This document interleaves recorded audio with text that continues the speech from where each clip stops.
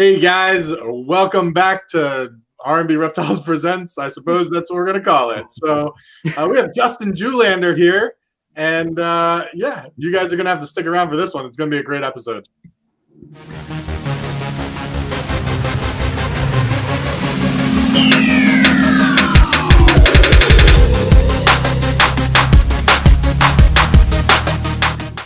That's it. And now we'll get in. Really, okay, Ben? Justin, we're going to do the your best work with everybody else, but I want to know what got you into reptiles. I want to know what your first species is you started breeding, and then the whole build up from there. Okay. So I guess like most people, the whole, liked them as a kid, was fascinated by them, got into them probably through like dinosaur books in elementary school. And then I was fortunate enough to have really great parents that like took me out, let me collect stuff, bring it home, including like rattlesnakes. I had a couple rattlesnakes as a kid. Just whatever I thought was cool, they'd say. My mom was a little, iffy about the rattlesnakes, but my dad's like, she'll be all right, So, but yeah, I think the first species I really, I bred, I guess, or got into in a big way, it was probably the bearded dragons back in the late 90s. I saw a bearded dragon scratch around her cage at a pet shop, and I went, I want that one, and took her home, and she laid like 30 eggs, and I raised up the babies and sold them back to the pet store for like $50 a pop back in the day. That was, wow, how much bearded dragons went for, and then invested in more bearded dragons. And then I kind of went a little faster than I probably should have and got like a bunch of bearded dragons from all these different pet shops. And then, of course, you wind up with issues like internal and external parasites and all that good stuff. So that project kind of was a good lesson in how to do a breeding project and, quarantining and things like that. So it taught me a lot, but a lot of fun. I have a soft place for bearded dragons since then, but yeah, they're a cool species. And then I realized lizards are a lot more work, and with my schedule. So when I started breeding, I was finishing up a bachelor's degree, and then we moved up here where we are now, up at Utah State in like Logan, Utah, northern, almost the Idaho border. And it was a little colder up here, and the houses we were renting were pretty crappy, and so some of the projects I had going had to kind of wait for a while, but snakes were pretty conducive to just about anything, so they were all right. So I mainly focused on snakes, but now I'm trying to get into a few lizard projects again. Nice. Right on. What snakes were you working with? So the first snake, so my wife was a little iffy about the snakes. When we first got married, I had a boa constrictor, and she kind of had me not bring that one along to the marriage, and so I moved him on to a different place. But then, so I had to find a way to get her interested in snakes to some extent, and tiny little milk snakes were really pretty, and they, like this big little worms, and so she's like, oh, that's really cute, and she'd hold them and giggle and stuff, and so I'm like, let's get some of those, and so we got some of those, and then she's like, okay, they're not so bad, and then I got some baby jungle carpets. I'm like, yeah, they get 5 or 6 feet, and eventually, but right now they're just little cute things like that milk snake, and so she was okay with it. But now she's even to the point where she'll feed stuff when I'm in Australia and take care of some of the snakes and stuff. So she's really good. Plus, she lets me go to Australia, which is a pretty good wife right there. Yeah, that's awesome. Are you taking an annual trip to Australia, or how many times do you do this? I've gone 5 times, and I wish it was annual, and I'd like that if that were the case, but I try to go as often as I can, but it's tricky to go over there. I always have the mentality that if I'm gonna go make the flight over there, I might as well stay for like at least 2, maybe 3 weeks. So that's kind of what I've done, and it's tricky to get that much time off of work and to have a job when I come back. So, but my work's been really good to let me go. I think the first trip was 3.5 weeks. The second trip was about the same, and then it's been less time after that. So, yeah. Nice. Yeah, I'm jealous. This is 2 weeks in a row we've had people on that have been to Australia. And we had somebody from Australia on 4 weeks ago. So, yeah, I'm itching to get to Australia at some point. Yeah, I think I we highly all- recommend it. I mean, I don't know. I guess the way I do trips is pretty inexpensive. It's probably, you know, one of your high-end snakes. So you just have to go with one less snake, and you can make a trip over there, camp out and stuff. It's not too bad, you know. Maybe $3,000 to $5,000, depending on if you go and split costs with friends or whatever. But pretty doable.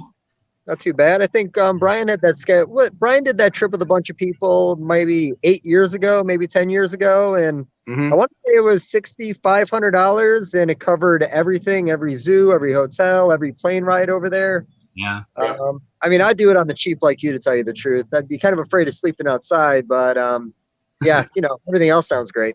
Well, on a trip I went with a couple buddies that were, you know, reptile fanatics or whatever, and they, I brought a tent. I didn't really tell them I was bringing a tent, but I think one of them brought this little pop-up deal, and it broke pretty soon. I think it made it kind of limped it along to the end of the trip, but then Steve Sharp, he's a good buddy, but he slept out under the stars and nothing happened. No crazy insect bites or snake bites or anything. So yeah, nothing that time. Nothing that time. It doesn't mean it's not going to happen. Just you got lucky that one time. Yeah, but I don't know. I went over on a trip with my wife, and she wanted a little more secure facilities for our trip, so we rented one of those hippie vans that had the, you know, fold down bed in the back, and spent, you know, 2 weeks around Western Australia, and then we went over the East Coast. That was the same time that Barczyk brought that group over, and so we actually went herping with them on 1 or 2 nights, and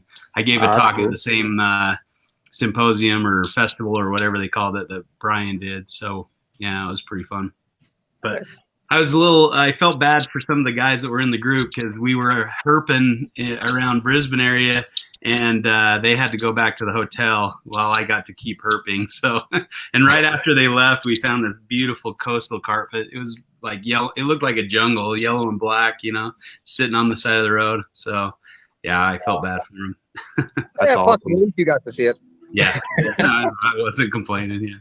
Yeah, but I like the freedom of being able to go and plan my own thing and do my own thing. I thought about like doing a tour over there. I thought it'd be fun to, you know, get some people and take them over, show them some stuff. But maybe someday. That'd be a great time. Yeah. Yeah, maybe that'll be the one time I go to Australia. Yeah. Yeah. I've got a trip planned in October if the whole COVID thing doesn't shut it down. But actually, I'm tagging along with some friends. Eric Burke and Rob Stone are headed over. So Rob asked me if I wanted to join them. So I'm going to head over there with them. It's not too bad of a time to be in Australia. That's around the time a lot of people start having their babies hatch, or so on and so forth. Or what's the season like over there? Because they're the complete opposite of us. Yeah, that's just kind of on spring. So it can be hit or miss in the spring. Like I've done most of my trips have been in October, November time frame, and so October, the first time I went to Western Australia in October was fantastic. Like we saw a ton of stuff, and then I went with my buddies a month later and saw less. I mean, we saw plenty of stuff, but it was less numbers, I guess, in November. So, you know, like anywhere, spring is probably one of the better times to go out and see stuff. But, you know, of course, it depends on the species you're targeting. I went to Alice Springs area, Central Australia in October, and it was the wettest year on record. And so, like, it rained basically the whole time we were there. And, like, botanists were seeing plants that they'd never seen before because they'd been dormant, you know, waiting for big rains like this. There were, like, flocks of budgies and other parrots that the locals had never seen, you know, flocks coming through that area. So it's kind of epic, but, you know, we got to watch waterfalls come off Uluru and stuff like that. But at the same time, not many reptiles were active with all the rain. But got to see plenty, you know, it was cool. But there we were sleeping in this canyon, and when I got home, I look on Facebook, and one of the somebody who had gone there maybe 2 or 3 weeks after me, after the rains had cleared, there was like a parenti living on that road up to the canyon that we probably could have seen if it wasn't so rainy. So, you know, it's a little timing. And then Rex Neindorf at the Alice Springs Reptile Park, he told us like December, January was the time to be there. He said you can't even hardly drive on the road. There's so many geckos and snakes and stuff crossing the road. So that sounded nice too. So I think I need to start planning trips different times of year to see different things. Yeah, I've got a work trip tentatively planned for 2021, assuming it can go through, but it's in like May or June, which is in the middle of their winter time, but that might be the time to hit the Kimberley and look for rough scale pythons, more of that tropical monsoon place. Did I go away? My computer slept. Okay. No, you're here.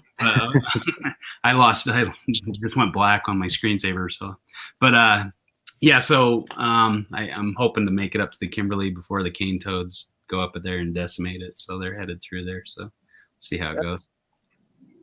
That's cool, man. What's your favorite animal that you found in Australia that you were like, oh man, I was, doing this or whatever, and paint us a picture? I've got a couple stories, so I don't know. I've got lots. It's like asking me which of my kids is my favorite, right? So you have a favorite. I mean, we all know. Well, I mean, the first trip, of course, is always like, one of those things that you just remember, right? Your first reptile you see or whatever. So we flew into Cairns. That was my first area. That's up in on the Cape York Peninsula, and it was me and my dad. My dad was feeling kind of sick, and so he's like, I'm going to get a hotel room and sleep. And I'm like, I'm going to take the rental car and drive around and see what I can find. And so, I had some localities and stuff I wanted to check. So I drove to this lake that one of my friends had recommended that, where I could find scrubs and jungle carpets and stuff like that. And I walked around the lake at night by myself, just like with a flashlight, headlamp, looking at every tree, just studying it, just expecting around any corner I'd see, some kind of python or something. But I did find a leaf-tailed gecko, cornutus, which was a cool find. It didn't have a tail, so it kind of lied. There's no tail on that gecko. But it was one of those things where they're really cryptic. So I was just really excited to be able to spot it, and then that was kind of like my first wild reptile. So that one sticks out, at least in Australia. But that same trip, we went on a hike around this. What's the place called? It's one of these rainforest spots along the river and stuff, and it's a good spot for Boyd's forest dragons. And I kind of knew what I was looking for and what size tree they'd be on, so I'm just looking at every tree. And we were just hiking along through the forest, and finally, you see that image that you've been just scanning for and waiting for, and saw this big old male Boyd's forest dragon just hanging out on the side of a tree, and that just is burned into my retinas. I close my eyes and see that every once in a while. It's just one of those iconic things where you see, something you've been looking so hard for and finally see it. So that was cool.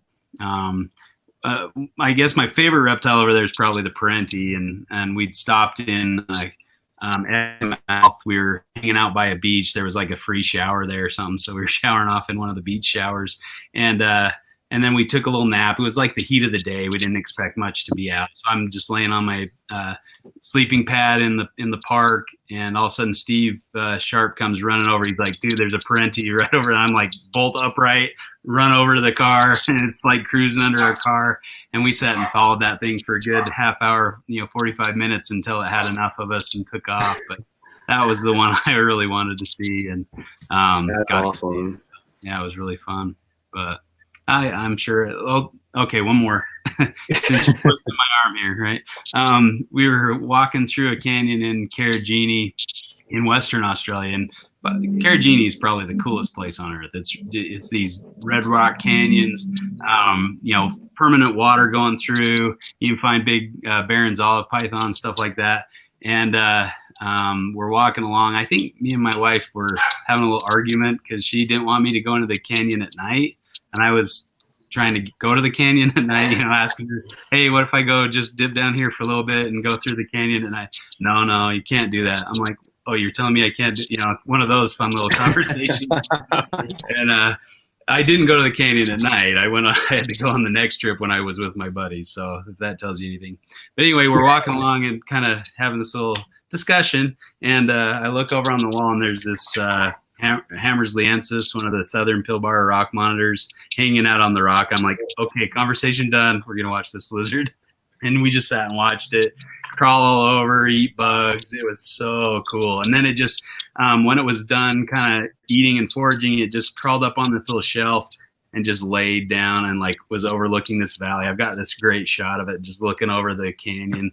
That was a fun find too. Yeah. It's epic. Oh my goodness.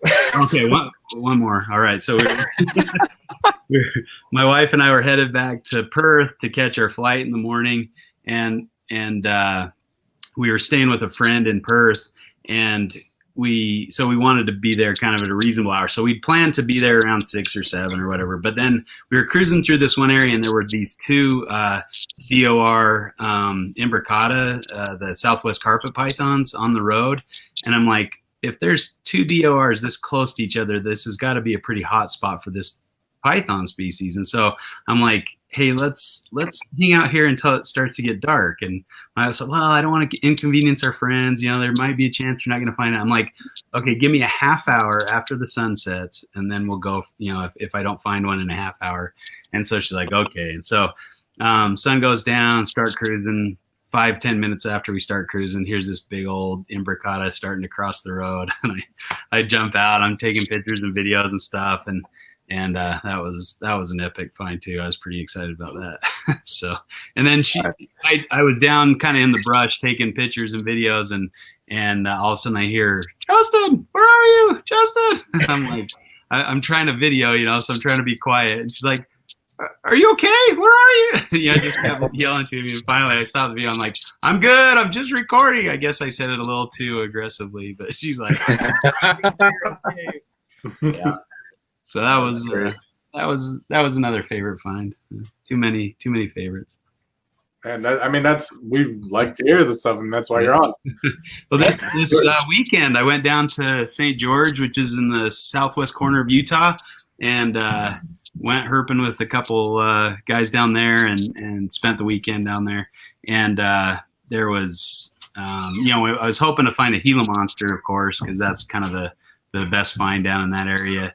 And we were coming back from looking, in this good spot where they'd seen them before, and heading back on the trail. And I was the last one in line. I can't remember. I was lagging behind a little bit, and all of a sudden I heard kind of some rustling off the side of the trail, and I look over and I kind of go off the trail. I'm like, that's a Gila monster. I'm like, Gila! And they come running back, have this big photo session and stuff. But we were like just right near the car park area, so we were almost back to the cars, and if I wasn't there, they would have just walked right past it, wouldn't have even noticed it. So gotta pay attention to those little sounds. That's awesome. Cool stuff. I did see those on your Facebook.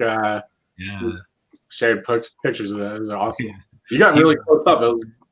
Yeah, he was a good looking lizard too. Yeah, really pretty pattern. And Utah Gilas are just the best Gilas. I mean, they're just really kind of a reduced black pattern, really pretty, salmony yellow color. Yeah, it's fun find. I'm still smiling ear to ear from that one.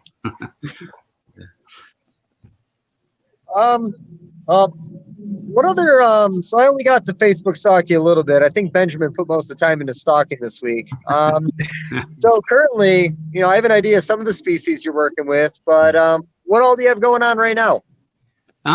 Mainly focusing on Australian pythons. That's kind of been my bread and butter for a long time, especially the Antaresia genus. So I've got all 4 species and both subspecies of Stimson's python, pygmies, spotteds, and children's. And actually, I've hatched out all of them this year, except for the western stems. The eggs are still in the incubator, but I've hatched out easterns, the children's, and the spotteds and pygmies. So all of them produced this year. The pygmies didn't go last year, so I was happy to get some of those. And the first ones that came out of the egg were spectacular. So I'm really excited. Not sure I want to sell any of those. They look really good. But I've also got another clutch of 12 cooking, so that'll be good when they hatch out too. I had some clutches hatch out today, so I was gonna have my daughter run down and grab some boxes. I can show you a couple. That'd be awesome. Today, but the Woma pythons hatched today, so I've got Woma eggs, another clutch of Womas as well as some black-headed eggs cooking now. Oh, you got Western blackheads, right? Yeah, Yeah, I was commenting on that one. I'm stalking on those, man. Yeah. I've been waiting for this moment for a long time. Well, ever since I knew there was Western blackheads, that's what I wanted, and they're harder to find in the U.S., especially with good lineage on them that haven't been crossed to Easterns or something like that. And so, hey, do you want to have them grab some eggs? Okay, the two on the top.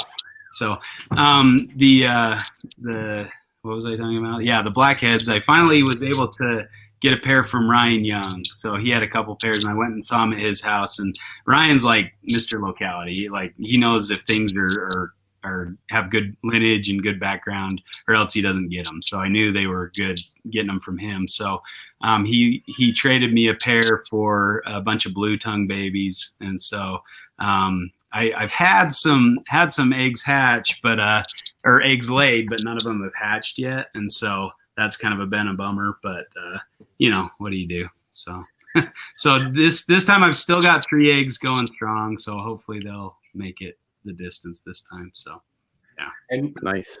how many blue tongues did you get this year?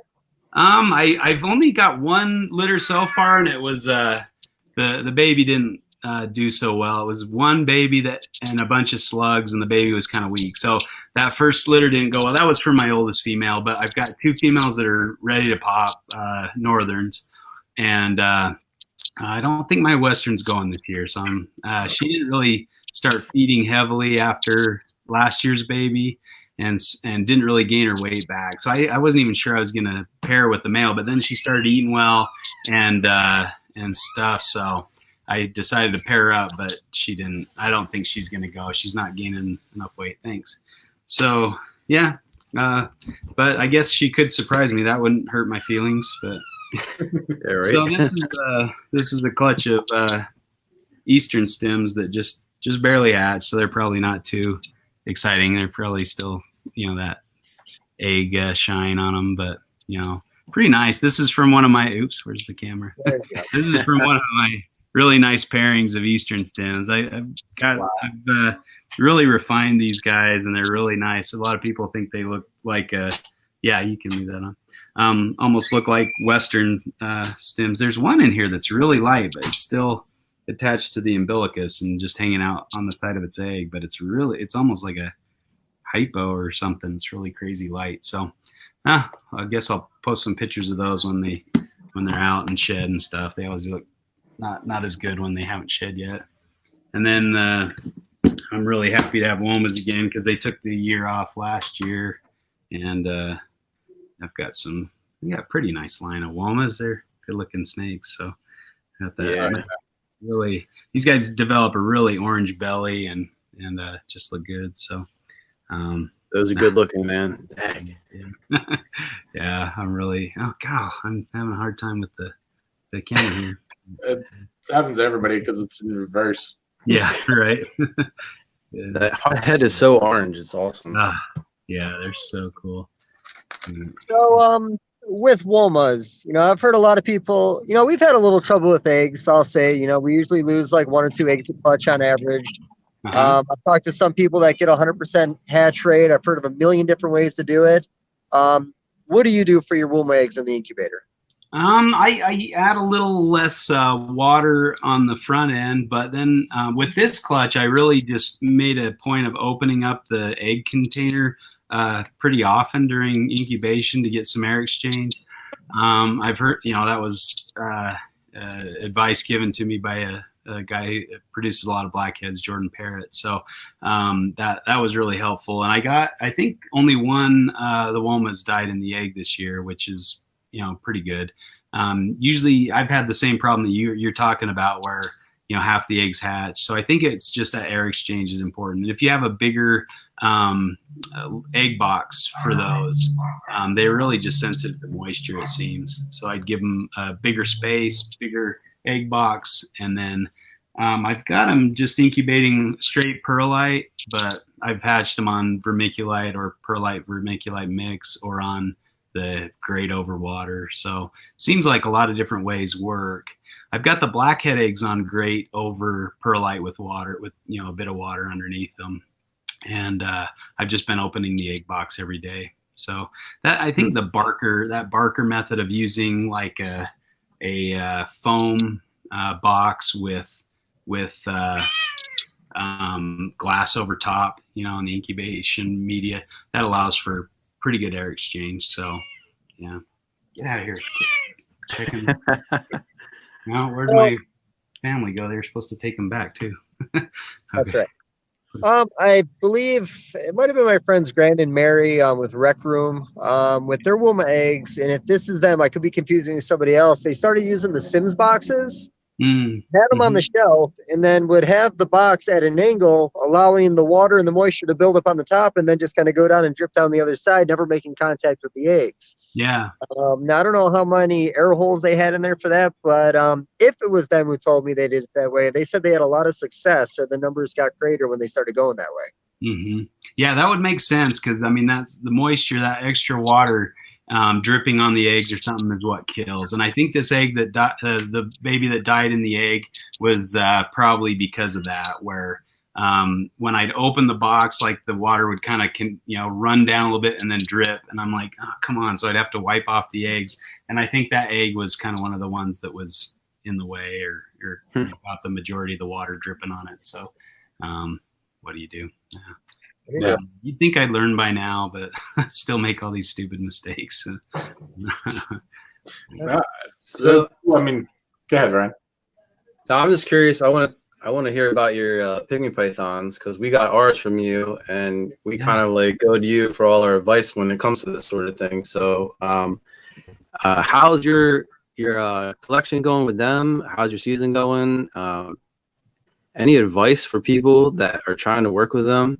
That because it can be difficult to start, you know what I mean? Yeah. Oh, that's the big challenge with these guys. But the season's going really well. I got two clutches from my two females. I only have two. I lost one pair last year or the year before. They were like from 2002 or something, so they were getting a little on the old side. This other female that I got eggs from was in 05, and so she was pretty old as well, but she gave me 12 good eggs, and they're still cooking. Wow. So I think everything hopefully will go well with those. It's really easy to breed them, as you guys have seen. You know, they produce really well, and they're easy to breed, but it's just getting those babies started that's a challenge. Now, I sold it, so I was a little worried because my younger female that I was holdbacks that produced those 3 eggs that hatched recently, they're just red as can be, really, really nice looking babies. So I had bred her last year. That was her first year, and she got egg bound. So I was worried she wasn't going to be able to breed again. I let her just kind of pass the eggs on her own, and she eventually got the eggs out, which was a relief. But I was worried she might be messed up reproductively after that, which is one of those fun things whenever you're working with animals. You know, that's a chance that can happen. But she laid a clutch this year, and as you can see, it worked out really well. So she's good. And then my older female didn't go last year, and I was worried she wasn't going to go this year again. So I had found a guy that I'd sold some pair to, and he had produced, and he had really good luck with his eggs. Jeff Taylor's his name, and he's down in Florida, but he produced a clutch of 6 or 8 last year, and he got them all to raise up just fine. And I'm like, what'd you do? Like, and he said he fed them chicken baby food with like a syringe with a blunt needle on the end, and he just syringe feed them chicken baby food. So I've got a case of chicken baby food out in my reptile room, and I'm going to give it a shot, see if I can, replicate 100% success. I mean, granted, I don't know how many babies he was feeding. I usually have upwards of 30 or 40 Antaresia babies, and that's a lot of babies to get going. But yeah. So I'm hoping this will work, because that'll be a lot easier than assist feeding a tail or hind leg like I typically do with my ant babies if they're not gonna eat on their own. So it seems like with more generations produced in captivity, they're going a little easier onto rodents. I guess you'd have the best example with maybe like a Western hognose. A wild hognose, you'd have a really hard time getting that to take a rodent. They want toads and amphibians, but the more we captive breed them, the easier they are to get onto rodents and with very little effort. So I'm hoping the same will be the case with Antaresia. But it seems like once they hit a certain size, they're like almost automatic pilot on rodents, so they're really easy after that. But it's just getting them to that size that can be a challenge. Oh, we know. Yeah. We finally got one that now eats frozen thawed right out of my fingers if I dangle it in there. Oh, yeah. So that was last year's production. Out of 5, I believe we had one that survived, and this one's eating like a champ now. And we're like kind of going back and forth. Should we sell it or should we keep it? Because we weren't planning on keeping it anymore. But like with that kind of dedication to getting it started, you're like, maybe you should keep it. Right? Yeah. It's like the price isn't high enough to sell that animal I put so much effort into. Yeah.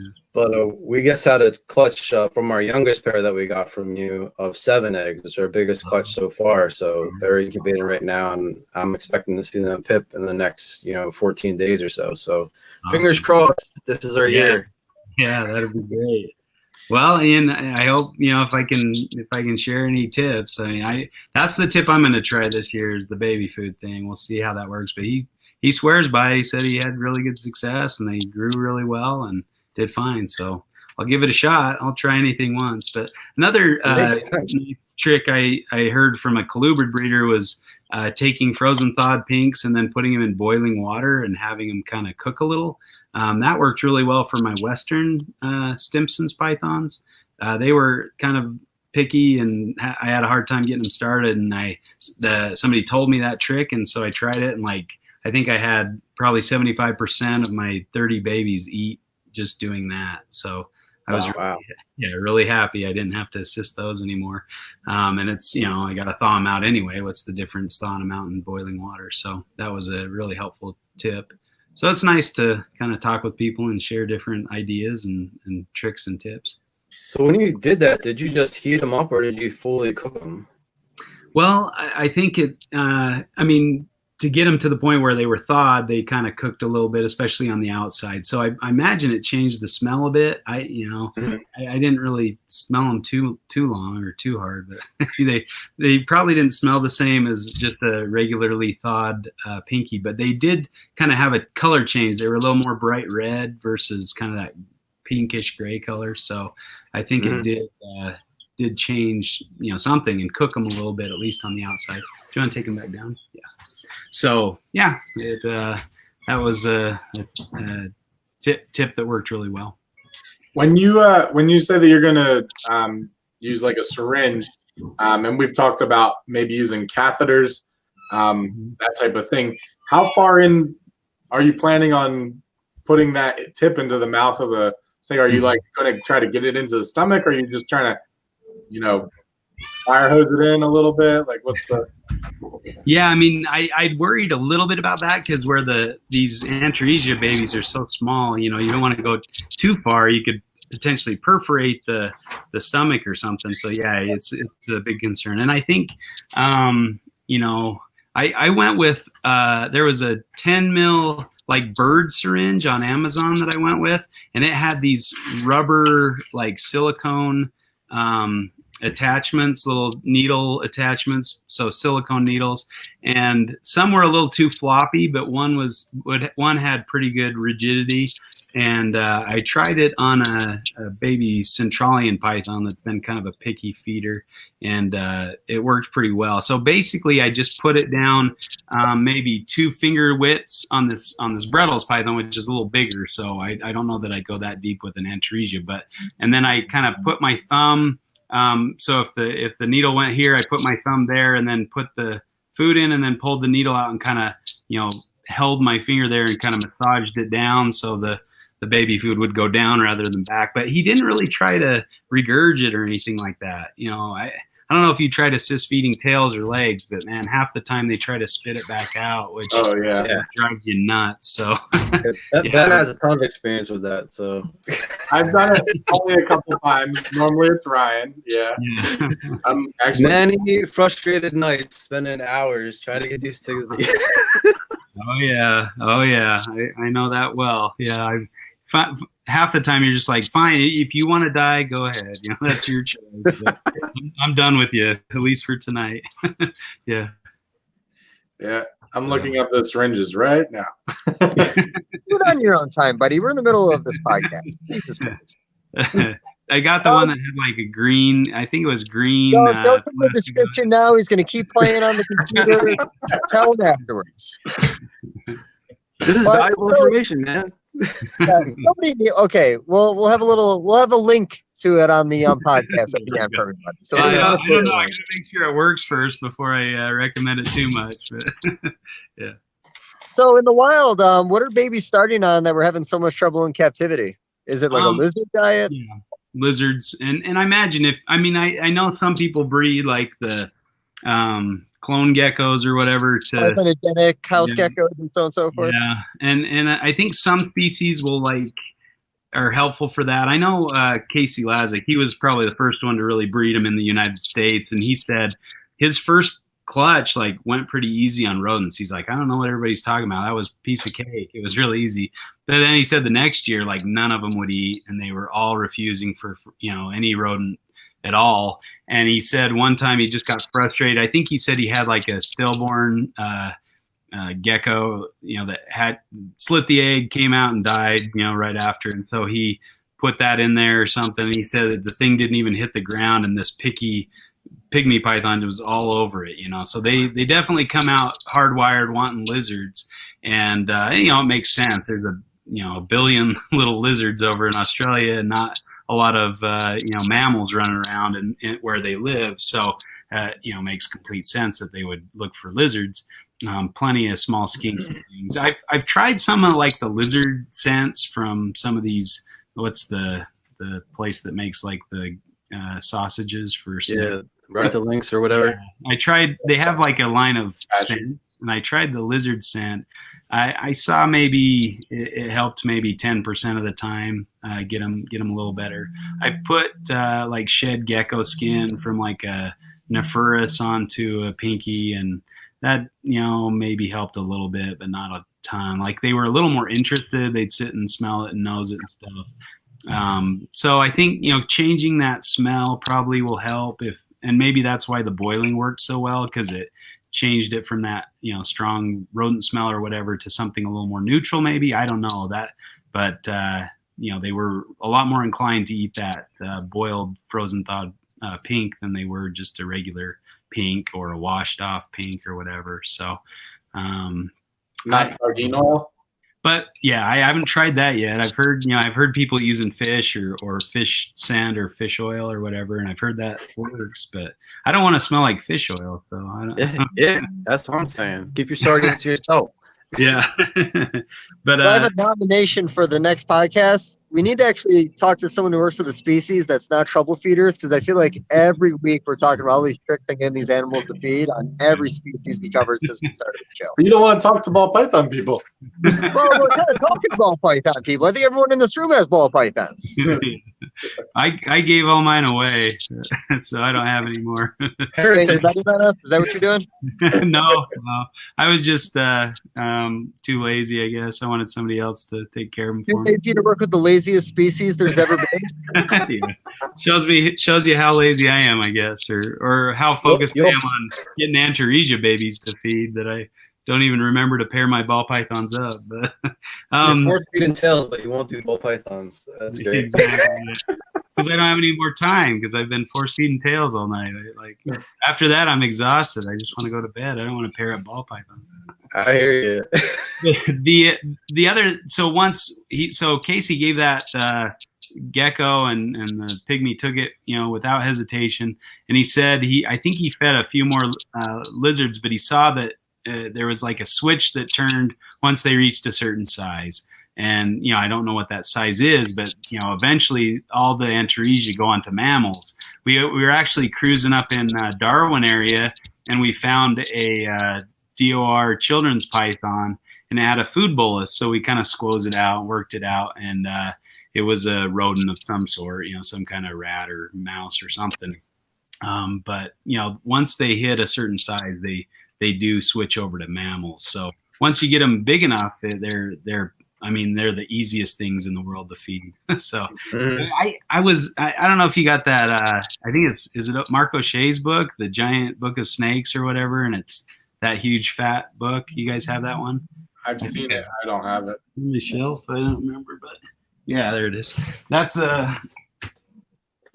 in the process of moving, so all my stuff. But this one here, The Book of Snakes, everybody from Mark O'Shea. Like, I don't know. I thought I knew a lot of snakes. Man, I don't think I recognize 90% of the species in that book. There's so many snakes I don't know, and most of them are like lizard feeders or snake feeders. Some specialize just like on eating blind snakes. They're just all these weird specialized feeders. And I think very few snake species actually eat rodents in the wild. So I guess we're lucky with what we have. So that's probably why all the discussion on problem feeders, because they all want lizards or frogs or blind snakes or some weird food item that's really difficult to get in captivity. And I think herpers in general aren't really excited to feed lizards to their snakes, because we like lizards as well. So I don't know. That's probably why we get a lot of that discussion. Yeah. But there's a lot of cool snake species. I just on my trip I collected a couple of ground snakes. They're like this bright orange, black banded things. They're really cool looking, but they're insectivorous. So I've been, I'm trying to get them onto insects. I grabbed a couple Chianactis occipitalis, the shovel-nosed snakes, when I was down at the Herpaton conference, San Diego. Went over into Borrego and found a couple shovel-nosed snakes. And the ones that didn't escape are doing really well, like on dubia and crickets. Like they eat them really easy. So an insect-eating snake, I think that would be really cool, especially one that has the same pattern as a coral snake. The shovel-nosed snakes are really pretty, and they have that yellow, black, and white banding, which is really cool. Red, white, and black. But, Wow, man. What about so can I ask about have you seen any blue-tongued skinks in the wild? That's a sore subject with me. I have, but 90% of them have been dead on the road, smushed, so I did see a couple eastern blue tongues over between Sydney and Brisbane, and it was actually at John Weigel's snake ranch when he used to own Snake Ranch. He let me go up there, and apparently he would never let any Australians, but if there were tourists coming over, he'd let them go up there. So I actually stayed at Snake Ranch, and we'd go herping. We went, and there were a couple blue tongues just under some log. It was kind of a little chilly and rainy outside, so they were like curled around, but there were two of them just right next to each other, curled under this log. It was kind of cool. So I think I posted some pictures of those on my website, but and then I've seen a bunch of shinglebacks in the wild. There's awesome. Found some. Yeah, my wife and I on our trip, we went over to this island just off the coast near Perth that's called Rottnest Island, and it's got these quokkas, these little marsupial kangaroo type dealies that are like the size of a cat. They're cute little faces, and they're cute little mammals or whatever. But we walk around this island. They have a species of blue tongue. Well, it's a subspecies, I guess, canoai, or I'm not sure how you pronounce it, but it's the Rottnest Island blue tongue or shingleback skink. They have kind of a greenish tint to them. They're really cool looking. You got to look them up. But I posted pictures on my website on that trip. I think my first trip to Western Australia is when I found those, and we just found one, but we rented bikes and rode around the island and found one just off the side of the road. I was really excited, but I took a picture. They call it a wanker shot over there when you get a picture with an animal holding an animal or whatever. Take a picture that they call it a wanker shot. But I got my wanker shot, and I had this goofy bike helmet that they have you wear when you rent a bike from their company or whatever. And So I forgot to take off the helmet when I did my wanker shot. So it was like a complete goob, but yeah, it was great. But that was a really cool species to see. It's just beautiful, and did the whole tongue thing and displayed really aggressively. And I was thinking, I wonder why I didn't see very many of those. And then like a couple weeks later, I saw some Asian got busted trying to smuggle out like 30 of them, 30 Rottnest Island shinglebacks. So I'm like, that's probably why I didn't see many on the island, because somebody was trying to smuggle them off. So that was kind of a bummer. But we saw a few more. Like you'd just be driving through a neighborhood, on the outskirts of Perth, and there'd be a shingleback skink crossing the road, headed over, and you'd stop, and you'd be in somebody's yard just going crazy about this shingleback, and come out. What are you doing, you idiot? It's just a blue tongue, whatever. Leave it alone. But I think my favorite shingleback experience was in this place called Pinnacles or Nambung National Park on the coast of Western Australia, just maybe an hour or two north of Perth, and it's this like orange yellowy sand with these giant rocks just sticking up out of it, like gravestones. These big old gravestones just everywhere sticking out. Or some are like pointy and castle looking. Really cool landscape. And me and my friends were cruising around there and see these weird tracks, and so we start following these tracks, and they belong to blue-tongue skinks that were paired up for the spring, like chasing each other, males chasing the female, following her around. And so you just follow the tracks to a pair of shinglebacks. It was really cool.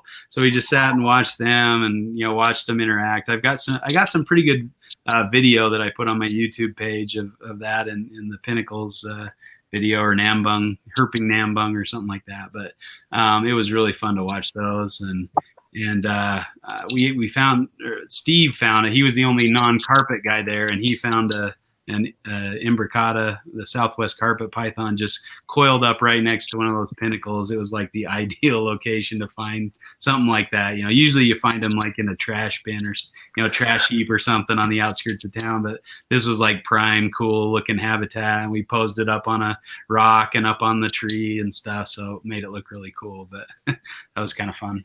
So that's awesome. That's a cool place though. But yeah, the shinglebacks are pretty. One stretch just kind of on the way to close to Nambung National Park, I think we counted 30 shinglebacks that were dead on the side of the road that had been hit by cars. Wow. And that's why I guess it's a touchy subject, because the only Centralian and Western blue tongues that I've seen have been just either recently hit or a long time ago hit, and just were dead on the road. The worst was when they're still twitching, and you drive up and like the car in front of you hit it, and you're like, this is what I've been dreaming of, photographing and interacting with, and now I get to watch it die in front of me. And that's the downside of herping Australia, is seeing all these amazing animals just squashed on the road. But I guess that's how it goes. But I guess at the same time, there's healthy populations if you can see 30 of them dead on the side of the road.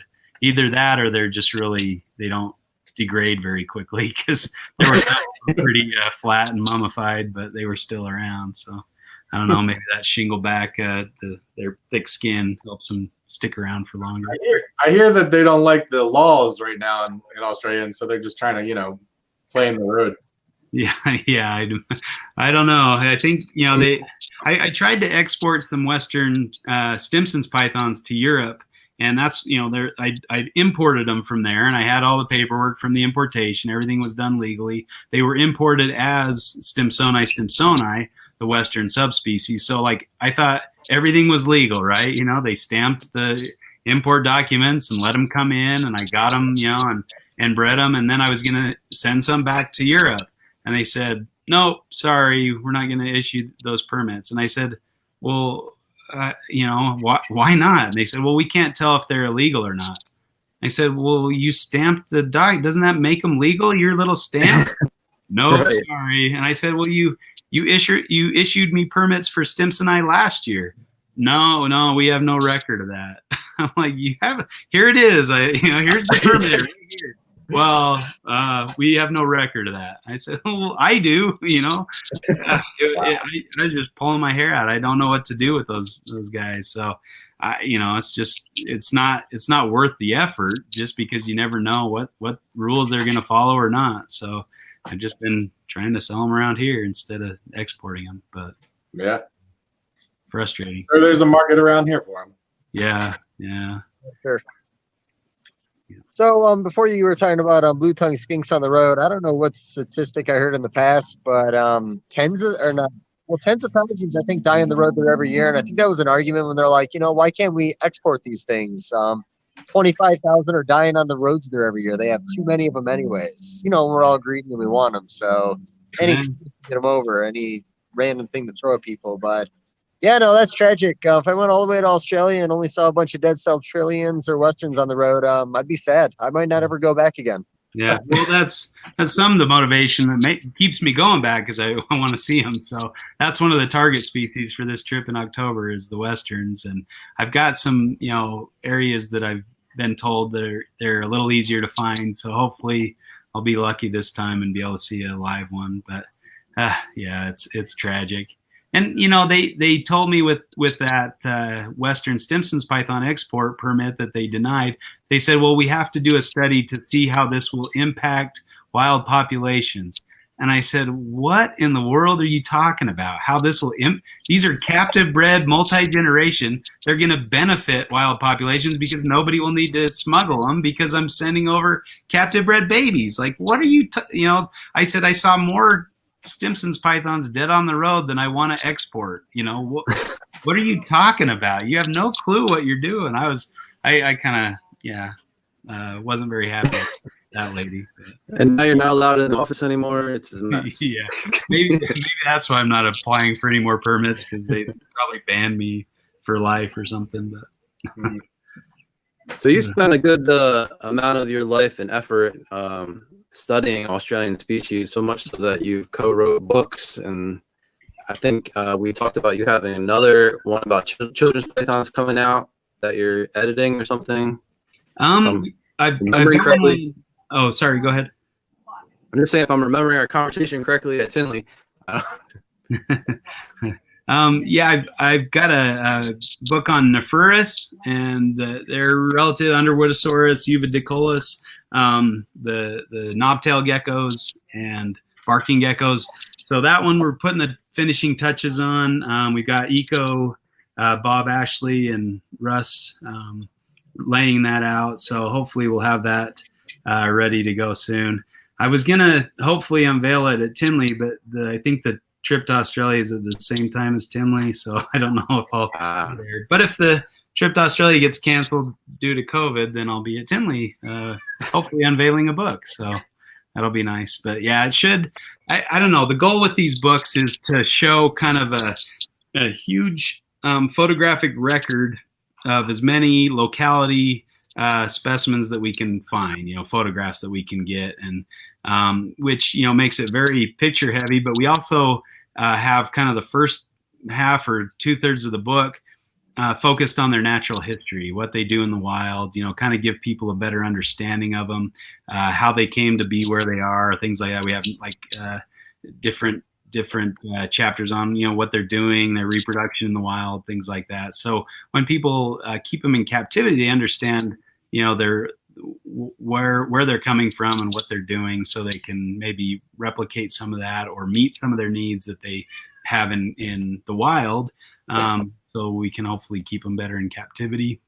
I just think every time I've seen a species in the wild, I've learned something from it just by watching it or seeing, even just seeing the environment that it's in. I really like the series that Dave Kaufman's doing, where he shows, here it is, here's its habitat, here's the temperatures, humidity. That's really important information, and that makes those trips over to Australia just very important for me, because most of the species I keep are from there. So I need to know, what they need and how to better meet their needs in a captive setting. So. Yeah, that's awesome. But we're working on, we sold out of the first edition of the carpet python book, and we're working on a second edition of that book. So that one should be out hopefully by the end of the year. We're trying to that the carpet complex is kind of a difficult topic, just because it's hard to know where all the species, subspecies splits go, and what's what and things like that. So we're doing a little genetic work with Warren Booth and trying to figure out some of the structure within the carpet python complex. There's a few publications and groups over in Australia that have done a little of that, and pretty interesting stuff. So we're trying to make sense of that, trying to figure out how to divide up these different groupings of carpet pythons in a meaningful way. For example, your coastal carpets and jungle carpets are probably not really different. They probably shouldn't be separate subspecies, at least where they occur near each other in northern Australia. Those are probably the same thing, but there is a difference between those and further up north populations, as well as southern populations. So that's makes it difficult. If you sync those two together, but they're still different than the ones down here, do you have to rename these? Or we're not really taxonomists, so I don't know that we're going to be really doing any of that basic science work of giving things names, but we're going to propose some change ups that might be hard to take for a lot of hardcore carpet people to see some of these changes to stuff they've grown up learning or knowing. I mean, taxonomy is something that just changes at the drop of a hat, and even sometimes at people's whims. If they think something's different, then they slap on a new name or something, and sometimes that's hard. When we were down in southern Utah, we saw some chuckwallas, and I had it in my mind that their scientific name was Sarmalis obesus, right? And it made sense because they're so fat, obese. But when they were like, oh, there's a Sarmalis ater or whatever, and I'm like, I don't remember it being that. Like, I had it in my mind that it's obesus, and they're like, no, it's ater. And so I checked the web when I got home, and it was Sarmalis obesus in like 1985 in the Stebbins guidebook, and then it changed to ater later on. I think the original description was ater, and they thought obesus was like a subspecies in certain areas, but then they sunk them all together, so now they're all ater instead of obesus. So just it can be a headache if you haven't looked at a species for a while. All the taxonomy can change overnight. They just changed the Owen Pelly python again. They had taken it out of Morelia and put it with the scrubs in Somalia, and then somebody came along and did some additional work with genetics and such, and they found that it was more closely allied to the carpet python clade again, but it was basal enough that they gave it a different genus name, and they named it Nawaran, the genus Nawar, put Owen pellensis in the genus Nawaran. But Wells and Wellington back in 1981 had designated a genus for Owen pellensis, which was like Nyctotyphla python or some weird name like that. And so now there's this split on whether or not they're going to accept Nawaran or they're going to go by the original Nyctotyphla python genus. And so I don't know. The only reason I'm paying that much attention is because we're considering putting maybe a chapter in the carpet book for Owen Pellies, because where else are they going to go if they're not with the scrubs, So I thought it might be fitting since we have like rough scale pythons in the book as well. So we'll see. But just I don't know. Sometimes the taxonomy makes me want to pull my hair out. But what do you do? So why don't we switch gears a little bit and have a fun question? Sure. And not that this hasn't been fun. I mean, it is, but maybe something. So what was the craziest time, and it doesn't necessarily have to be like reptile related, but like you go on all these herping trips and you got to be like crammed in with friends, or like, what do you guys do to like blow off steam and have like a good time? And like one of your stories that you're like, oh man, we were in this bar and I'll tell you, and these guys just wanted to fight because we're American. I don't know, whatever. Well, I don't be afraid to talk about furries either. That kind of comes up every once in a while. I don't know that I have any too crazy stories about bar fights or anything, but we were driving through Perth once, and we saw this car broke on the side of the road. I think the guy actually had just gotten in an accident because he had drunk a little bit too much, and so we stopped to see if he needed help. And my friend rolls down the window. He's like, "Can we help you? Do you need any help?" And the guy's like, "You laughing?" And he's like, "What?" "You laughing?" It's like, "No, I'm offering help." And he's like, "I'm good." He thought we were just rolling down the window to laugh at him, and so I guess he didn't need our help. But me and Steve and Mike were driving through Western Australia, and you know the road trains, they're like semis with like 3 different cars behind them. So we went to pass a road train, and it took me so long. So I'm driving, you know, trying to get past it. And all of a sudden, you know, we're rounding this curve, and all of a sudden there's a road train coming right at us. And like, I couldn't get over in time to get, you know, past the first road train we were passing. So I had to go off on the shoulder and like, you know, bump down off the road. And my friends just look at me like, "What are you doing?" We like almost died, you know? So, but luckily there was like a big Panoptes monitor right off the road there. So we got to go chase that and forget we almost died and go chase a big lizard. On purpose. Yeah, yeah, exactly. I saw the lizard there, so I pulled off the road to go chase him. But I think the scariest thing was this same group, me and my 2 buddies were up in Carragini, and we found this canyon that was like, you know, Adventure Time or whatever. You go, there's like this, you're going through water, right? And then there's this place where you slide on the rock and then fall like 20 feet into a pool of water.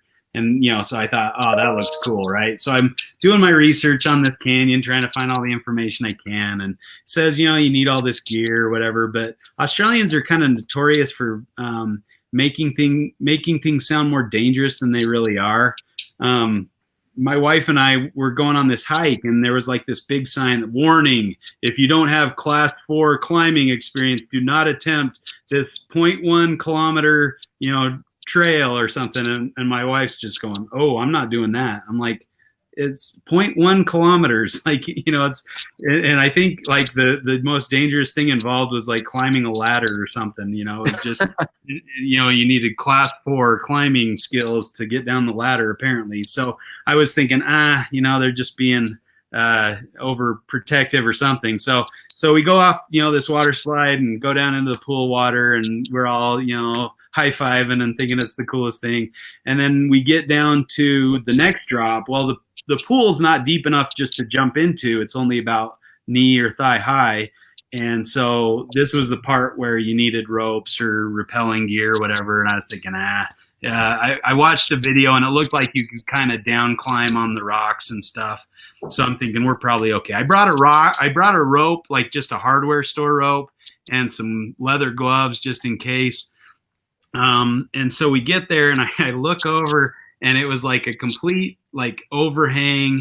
There was no way you could climb down the rocks. It was like a straight fall 20 feet. And I was thinking, you know, 20 feet's not that bad, but when you're looking down 20 feet, it's a little bit of a height, you know? And so I'm thinking, crap, I just led us to our death. You know, we're going to be stuck here. They're going to find 3 skeletons at the edge of this little waterfall thing. So I'm just thinking, how are we going to get out of this one, you know? And so I thought, well, my mouth went instantly dry, and I'm just like, I need water. Give me water. I got to figure this out. So I thought, well, maybe I'll loop the rope through so it's doubled up over. They had some chains, you know, for repellers or whatever. So I looped the rope over that, and I just thought I'll just slide down it like a fire station pole or whatever. And so I tried it out. You know, there was like this, you kind of, since it was an overhang, I had to like get out over the edge, and I found a foothold. So I'm kind of trying to hold onto the rope, commit, but you have to commit to get that foothold. So I get the foothold, and then I can grab with both hands and slide, and it worked. And I was like, okay, we're saved, you know, and good end to the story. Well, my second friend, Mike, he did the same thing, you know, slid down. He had his GoPro going for his, so, you know, but he didn't want to film me just in case I died or something. He didn't want to have my death on record. But so he was filming his, and then Steve was the last one to go. Now Steve's like 6'3", big guy. You know, he's like, I don't feel comfortable doing this. And like right before we'd gone down the point of no return, he's like, I don't have a good feeling about this. I'm like, I have a great feeling. Do you want the keys? You can go back to the car. I'm doing this, you know? And he's like, no, I'll do it. But just let the record show that I don't think this is a good idea. And sure enough, he's like, yeah, I don't think I can do that. And I'm like, well, do you want to wait here? And, you know, we'll come back with some real ropes or something in a couple of days, you know? I don't know what to do. And so he's like, well, I'd feel better if you could belay me. I'm like, this rope's not meant for belaying people. You know, it's like a hardware store rope. I said, the best I can do, I'll make a little loop for you to sit on. I'll try to slow your fall. So basically get in the loop, hold on to the rock, you know, get that foothold, and then hold the rope, and I'll just let you descend, and I'll try to slow your fall. And he's like, okay. I said, don't put any strain on the rope, you know, you see where this is going. So he gets out on the edge, and I don't know if he got nervous or what, but he kind of like jumped and grabbed the rope and swung, and the rope sliced on the rock, and it snapped, and he just fell and landed on his side. And he's like, my leg is broken. We're like, oh, awesome. This is fantastic news. So we're like, what are we going to do now? You know, because we still had to go through the canyon and then climb back out at the exit point, another couple miles down the stream. And luckily it was mostly water, and I brought these little inflatable tubes to kind of sit in and float down the water. And so, and I swam like I'm a swimmer. So I put him in the tube and then just kind of pushed him along in the water, and so luckily, you know, he didn't have to walk a lot. Every once in a while there was some land, and you have to walk over and then get back on the tube. And he was kind of limping gingerly, but we didn't think it was broken because he was able to put weight on it and walk on it to some extent, but it was not pleasant for him. So then we get to the end of this canyon, to the exit point, and I'm thinking, well, I'll go scout ahead and see if I can find the trail, because we weren't totally sure, you know, which way to get out or which way to go, because there was no real trail marked. I had a map, but I had it in this dry bag, and the dry bag leaked, so the map was all wet and fell apart. So I'm trying to piece together the map to try to figure out where to exit and stuff. So I get up at the top, and I'm like, I see no trail. I see nothing. I'm like, what are we going to do? You know, we're going to, again, 3 skeletons out in the spinifex. And so I start looking around. I notice these like little ribbons hanging from the trees, like surveyor ribbons or something. And so I kind of started seeing them go like in a line. So I'm like, oh, maybe that's the trail. And so I started following them, and sure enough, it led to this road. So I run back, and we grab Steve and Mike, and Steve's hobbling along. So we get to this road, and we're like, okay, you know, right or left, which way do we go? And we picked left because it seemed like it would take us to the edge of the canyon where the car parking lot was. And so we're walking along, and I don't know if you guys know what spinifex is. It's this like it looks like a clump of grass, but each blade of the grass is like a rigid spine, like a cactus spine, like a long, you know, spear or whatever. One time I threw a little baby carrot, and it just stuck, you know, right on one of those spears. And so if you kick one, it's not a very pleasant experience. So, you know, we're trying to weave through the spinifex and walk down this road, and it's overgrown, you know. And we were walking along the road, and all of a sudden the road just ended in the middle of nowhere. I'm like, awesome. I guess it was right instead of left. So we had to turn around and walk all the way back. And Steve's just like, But we did find a Stimson's python on that road, and so that was there you go. Bonus. But the other way did eventually lead to the parking lot, and I wasn't a skeleton, so I did make it out. In case you're worried, so. Did he break I was on the edge of my seat, wondering if whether we made it out or not. We did have to leave Steve for dead, but I'm sure he's okay. He was a whiner anyway. He did all right. He was pretty mad at me for a little bit, but he's a good sport, I guess. But yeah, did he break his leg? He didn't end up breaking it. It wasn't broken, so that was a very, very fortunate thing. Yeah. But he did have some discomfort for the rest of the trip, so that was kind of rough. He's hobbling around a little bit. But he has a story. What's that? Yeah, yeah, exactly. He got his adventure story in Australia. So I'm like, hey man, you got to listen to those those thoughts. If you don't think it's a good thought, you better turn back next time. Now we knew why. I just wouldn't invite him with you anymore. Like friends like that. I mean, I'm sorry. I'd leave him behind. He's too good a friend. I don't know. I'd herp with him again. Yeah, I guess the thing that bugged me the most about Steve and Mike is, as soon as it was dark, and in Western Australia, it got dark at 6 p.m. They'd be out like a light. We'd be driving, like night cruising, and they'd be asleep. And I'm like driving alone. Hey guys, there's a gecko. You want to wake up to look at it, or do you want to sleep? After we've seen 3 or 4, they're like, "Oh, we're good. We saw 3 already." I'm like, "Come on, you can sleep when you get home." So, but that was the most frustrating. And I'll give him a pass because he had a cold like for a few days during the first part of the trip, so I'll give him a little bit of a pass. But I was like, come on, you guys, and I'd be driving so I had nobody to help keep me awake, so I'm just like slapping myself, rolling down the window, and I'm like driving through the middle of Western Australia, and I'm just like dead tired, but I'm trying to make it to the spot so we can go look around at night, because I want to see a Barron's olive python out in Carragini. And I'm just driving, and I look over and I see like these rows of corn, and there's like these gardens with like tomatoes and stuff. And I'm like, oh, that's a nice garden. Maybe if we get hungry, we can grab an ear of corn or something. And I'm like, wait a second, we're in the middle of nowhere. There's no garden. I'm like hallucinating from just trying to stay awake too long. So I'm like, okay, it's probably safer if we pull over and sleep. So. When you start seeing phantom tomatoes, that's probably the sign. Phantom tomatoes are a bad sign. Hallucinations are not good. Yeah, some are good. Some people pay good money for those hallucinations. Yeah. I don't think I ate any mushrooms or anything on the on my sandwiches over there. Wrong then. Yeah, they do put some weird stuff on the burgers though. No Vegemite, but if you go to Australia, ask for the Aussie burger with the lot, and they put like an egg and a slice of pineapple and like a big piece of Canadian bacon and a big giant slice of beetroot, like beets, like pickled beet. Wow. Yeah, it's not bad, but yeah, it's kind of it's a cool thing. That's something you got to do if you go over there, is get an Aussie burger with the lot. Sounds good. Oh yeah. So talking food, so you've been working with blue tongues for a while now. Diet in this industry, it seems like everyone's kind of doing their own thing. Some people are being really successful with it, other people are not. What are you doing for your blue tongue diet?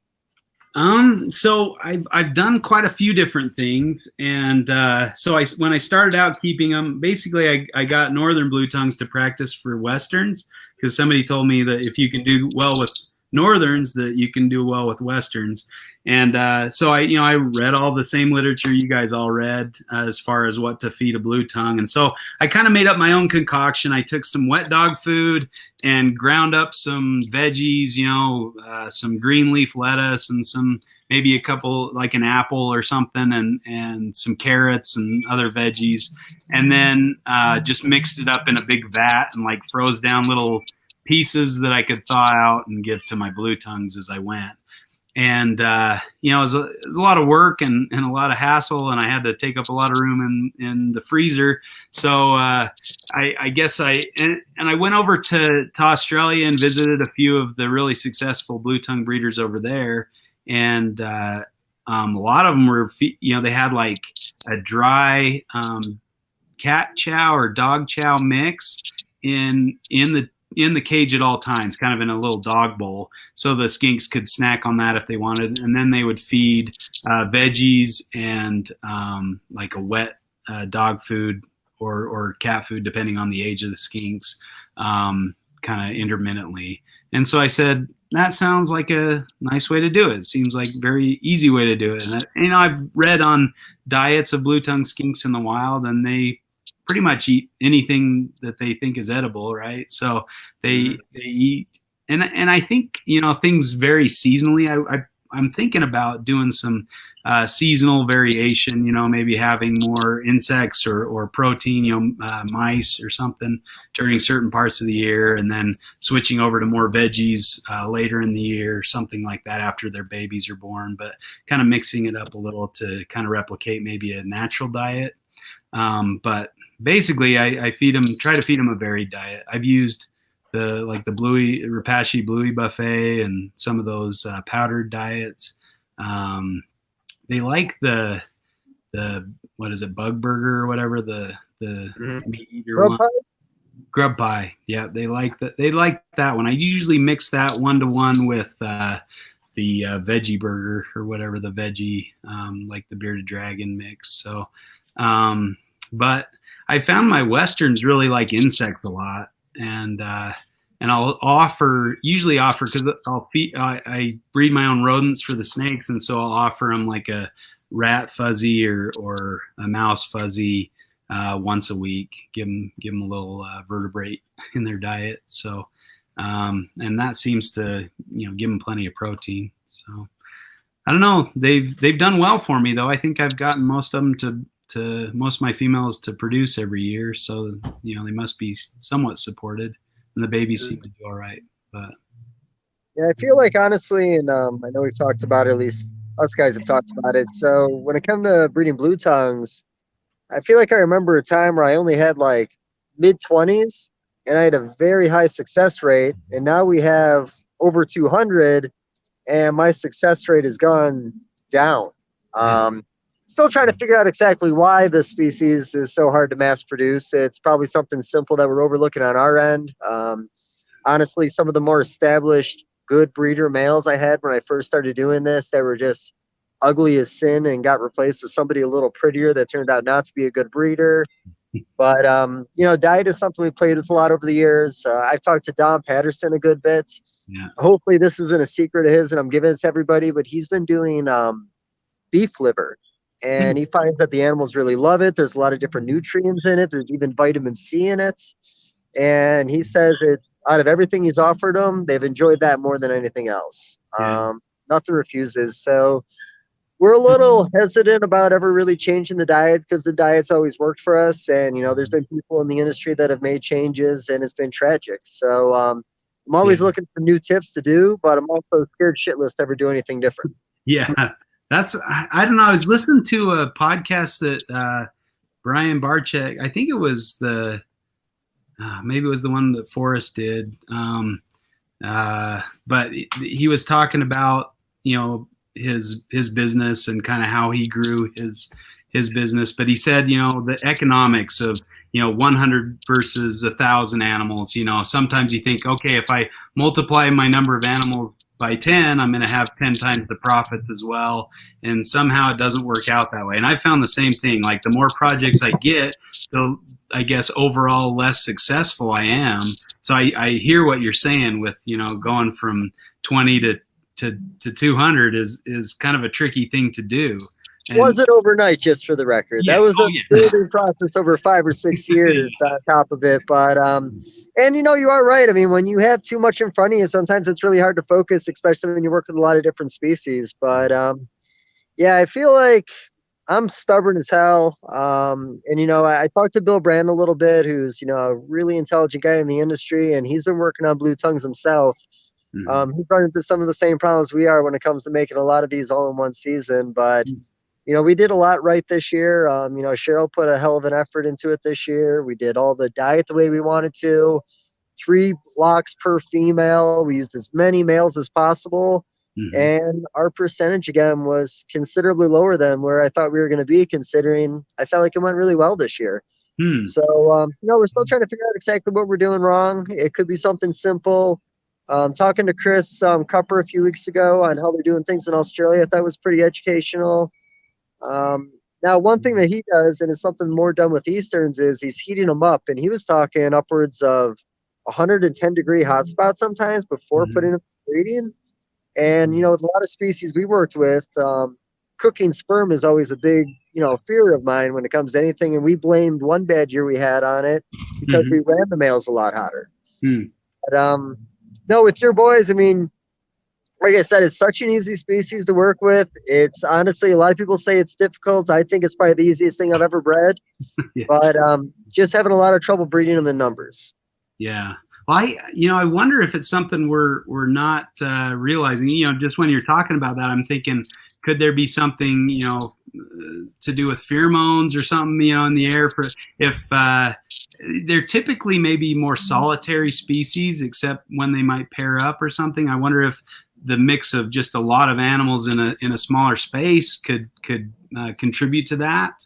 I don't know. I mean, I have 3 or 4 pairs. I don't have a ton of animals, so I don't have any experience with large numbers of blue tongues. But I think it's there's a lot of things it could be, and that's the hard thing is figuring that out. But that's something that came to mind.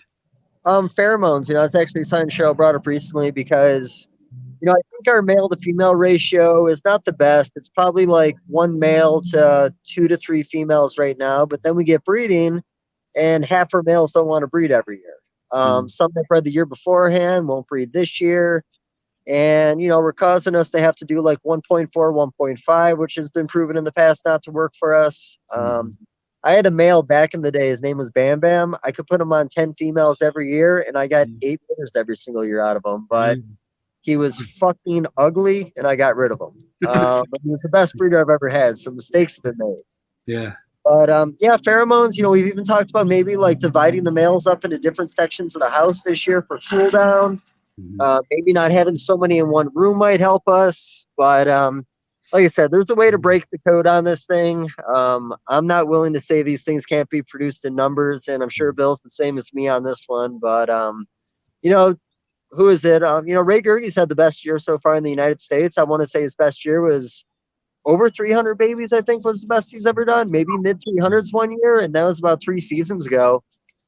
But, you talk to him about it, and again, he's great at what he does. It's an art form, but I don't know what the fuck he's doing different that we're doing different, that it's just not working for us, but it's working for him, Well, how many litters is that? I mean, I guess, do you know what his percentage of success is with how many females he's got?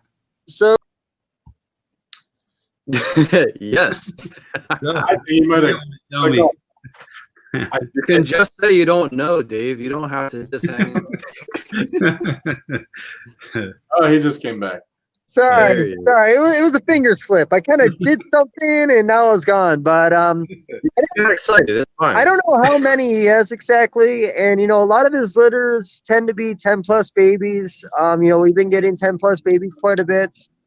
I'd have to actually ask him. I mean, he's got a lot of blue tongues, but I don't know. Maybe he's only getting 50%. Maybe he's getting less than 50% that year. It seems like with his collection too, a lot of those were virgin animals that year that he had raised up for a few years. So, it could have been the fact that there was less older stock and more newer babies that were just ready to go. Yeah. But like I said, I'm stubborn. We're gonna figure it out. I just we haven't figured it out yet. Well, and thinking about like shinglebacks, and I think some of the blue. I don't know if much has been looked at as far as their reproductive strategies in the wild. I mean, we know a lot about shinglebacks because they're easier to study and they kind of do that pair bond thing. You wonder if maybe you're on to something where you're overrunning your males. You need more males just to handle the females. But where you said you've had one that can breed 10 females no problem. And there could be some inbreeding depression going on where the more we produce these things and the nicer animals we get probably represent those that are maybe somewhat inbred or maybe have a little less, that vigor that we get sometimes with outcrossing. So maybe bringing in new lines, but it looks, you guys have a pretty diverse collection from all over. So I don't know, it's just some ideas off the top of my head, but maybe as we select these really nice looking ones, like you said, the ugly males maybe represent more normal wild type animals, and they have less of that inbreeding depression or something. Yeah, we and you've probably seen it in a few of the pictures, like especially with the stuff we got from Jeff Green, the red line stuff. We outbred that. to the most plastic animals for the most part of our collection, and then bred them back to some of the red animals. And, we have a very high success rate actually with that project. Yeah.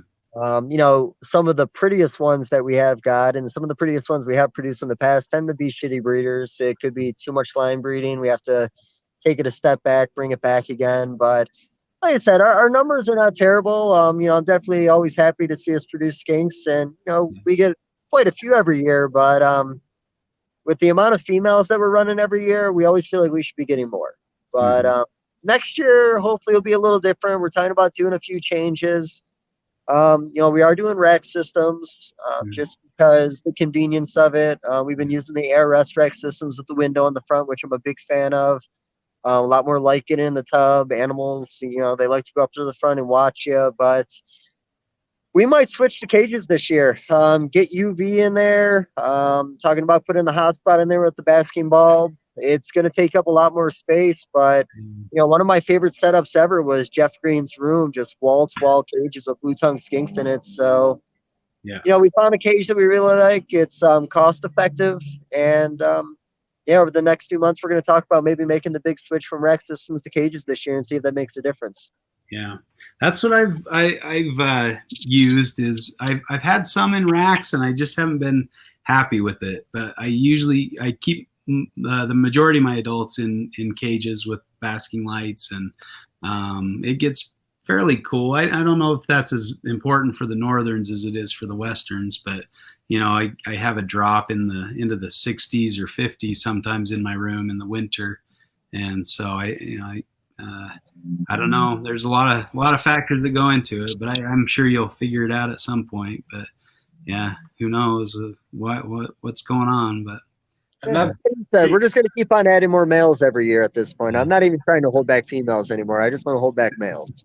Yeah. Well, now how are you able to select or figure out if they're males or females? So, okay, well, we don't. That's the reality, and you know that too. It's just a guessing game. And a few years ago we bought that really nice I can't even remember exactly. Okay, so we bought the LED flashlight. We tried to do like with bearded dragons where you can candle the tail and see if you can see anything. That didn't work very well. Okay, I don't want to talk about it because it hasn't happened yet, but I was talking with Warren Booth at the Arlington show. We were having a drink, and he was discussing the possibility of doing the same thing they're doing with green tree pythons, where they can sex them based on the shed. Yeah. So we've actually held back all the samples he would possibly need to kind of start that process. We haven't sent him the samples yet, but that might be an option if that works out. He seemed pretty gung-ho about it, willing to help out. He is a busy guy, so I don't want to throw too much at him. But, in a perfect world, he already knows the lab that Barczyk was working with years ago to maybe do the same thing. So, maybe in the next year we'll have something in the United States where we could test by shed and, enough. But, yeah, right now it's just hold back the prettiest ones and hope the sex ratio is in our favor. But this species in general, we hold back a lot, and I find that the ratios are normally very heavy on females. At least that's what we found on our end, and I think Ray was the same way. And I would say probably 3 out of 4 skinks that I get from Ray typically end up being female. Yeah, I guess I've seen similar results. I also put in a plug for Ben Morrill. We used to be business partners back when he lived in Utah. And he owns Reptile Genetic Services. He does the tests for colubrids and venomous. He has something or same kind of thing. You send in a shed skin piece, and he can determine the gender of the snake through that. So I've sent him a number of skink sheds as well from known sexes. And so, you might split up the samples you got, send half to Warren and half to Ben, double our chances that we get a test for skink gender. But yeah. I'll get talking with you after this. Like I said, we held back everything from the mother to the grandmothers to the great-great-grandmothers to the babies, all related, unrelated, everything known sexed, and we're hoping that's going to get us somewhere. And if we send it to both of them, then that'll put a fire under both of them to compete, so they might do it faster. Well, I feel like Warren was doing me a big favor on this one to even consider making time. He didn't ask for anything yet, but if he does, I'll be happy to take care of him. But yeah, fuck it. Let's put people against each other and ruin my friendships. I'm all about it. Yeah, capitalism. Let's do it. No, I like Warren as well. He's doing some work for our carpet book, so don't take up his time doing your skink stuff, man. No, we don't want to fuck around now. Yeah, let's focus on important stuff. Now worrying about what our sex for our skink is. But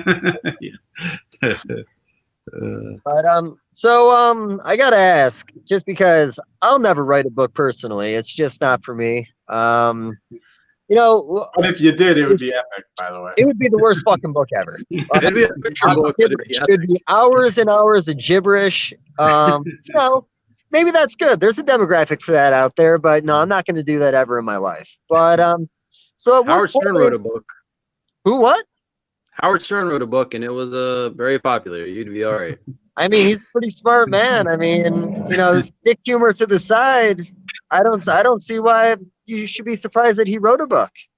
Listen, I'm giving you a compliment. I was riding you hard last week. I'm trying to, Did you ride me hard last week? I thought you were nice to me last week. But I mean, so do people come to you and say, hey, let's do this? When it came to the first book that you did in the industry, was that something you just did on your own and just went with it, or was it a team of people? So the first book I wrote was The Complete Carpet Python, and I co-wrote that with Nick Mutton. And I think we were just having a conversation, fellow carpet weirdos talking about snakes. And he said that somebody had attempted to write a carpet python book, and they had some strife within the writing partnership, and ended up just kind of calling it quits. And I said, well, maybe we should pick up the reins and write that book, and Nick said, oh yeah, why not? Well, let's do it. And so I called up Bob Ashley, said, you interested if we wrote it instead of these other guys? And he said, yeah, I don't care who writes it, just get me a book. And so we worked on it, wrote it. And I mean, it's a process. I mean, it takes a lot of time, especially if that's not, the only thing you're doing. Got 5 kids and a wife and, a full-time job and snakes on the side. So, I usually would write when I was on the bus ride into work, and, have that time to maybe 20 minutes, 30 minutes a day to sit and read and write some of my thoughts down. But I mean, it does take a lot of work, especially like when a lot of the book is based on research, primary papers. And so digging through all the literature and stuff like that can be a little tedious and slow going. And so, I mean, it helps that I work at a university and, I write papers for my day job. And so I kind of was familiar with how that stuff goes. And I had access to any kind of scientific literature through my library. If they didn't have it at the library, they could get a copy of it from other libraries through an interlibrary loan system.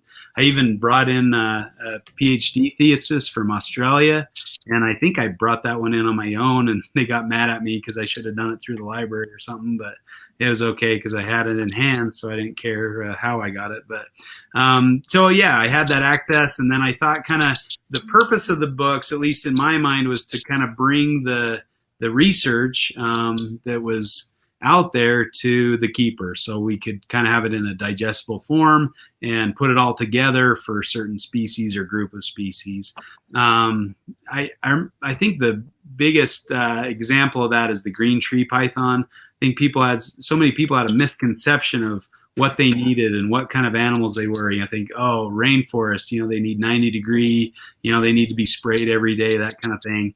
And, that's couldn't be further from the truth. They're small python in a, rainforest that rarely gets above 70 degrees. And they're, do certain things. They're moving all the time instead of just sitting on a perch. So, the animal you see in somebody's box in their reptile room is much different from the one you see out in the wild. And so, kind of getting people to understand that natural history is kind of the goal of the books.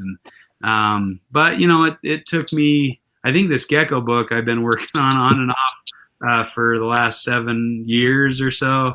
And granted, that was little bit of a journey. I've had kind of a couple co-author changes on that one, and but you know, as long as the information gets out there, it's good. And you know, you leave something behind for after you're dead. Hopefully, you can live on a little bit in the books or whatnot. But I thought that would be a useful thing to do. So it's been enjoyable so far. I think, you know, it definitely helps with the co-author, Nick Mutton. I don't know if you guys are familiar with him, but he was a good co-author to have because he's very driven and competitive. And so he'd be like, hey, how many pages did you write today? I wrote 8, you know, and you're like, oh, I guess I better get writing, you know, that kind of thing.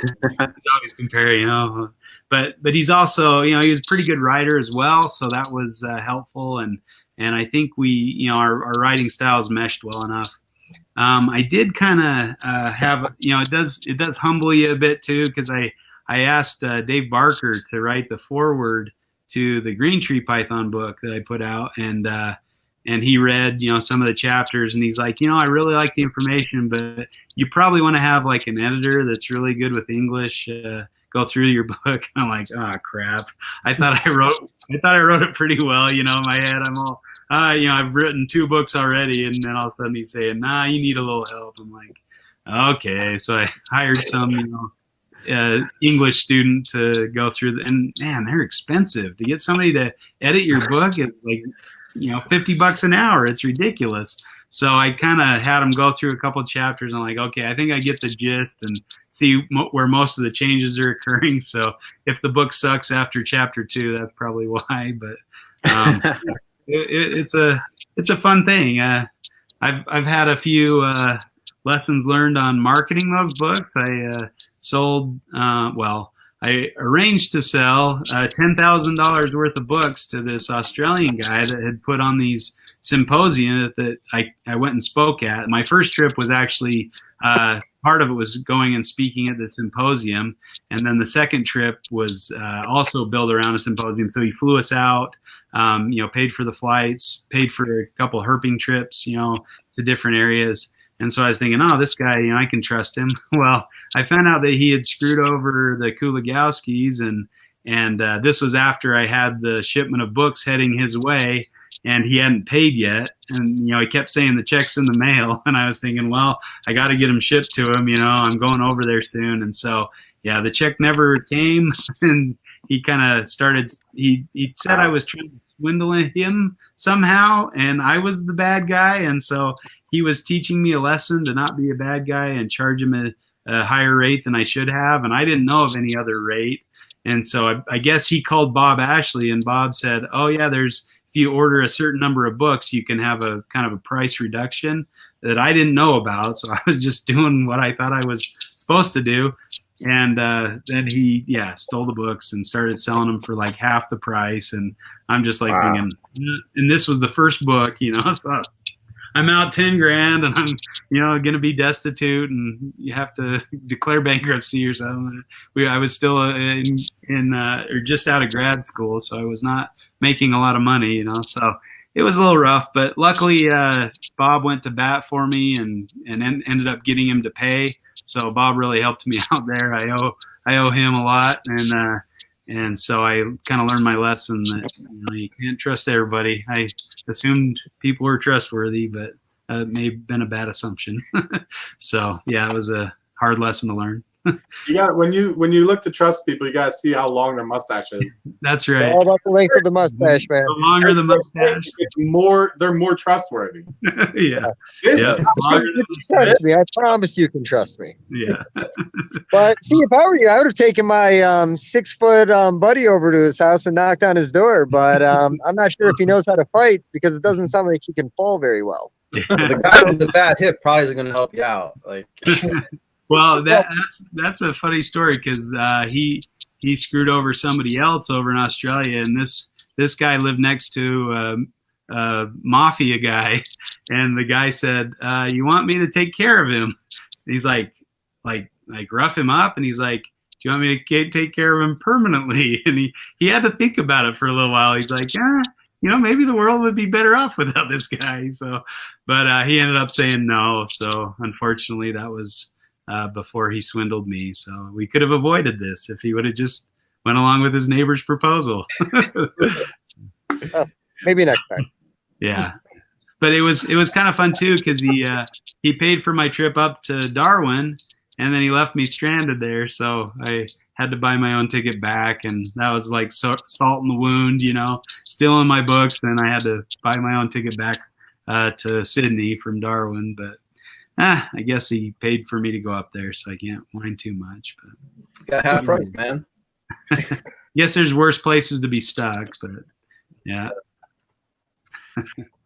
So, can I ask another little maybe fun question? What was your scariest find when you've been out herping? I know, because I mean, you definitely go out herping a lot, and scariest find, like, yeah, maybe not falling out of a cliff, feel like waterfall, but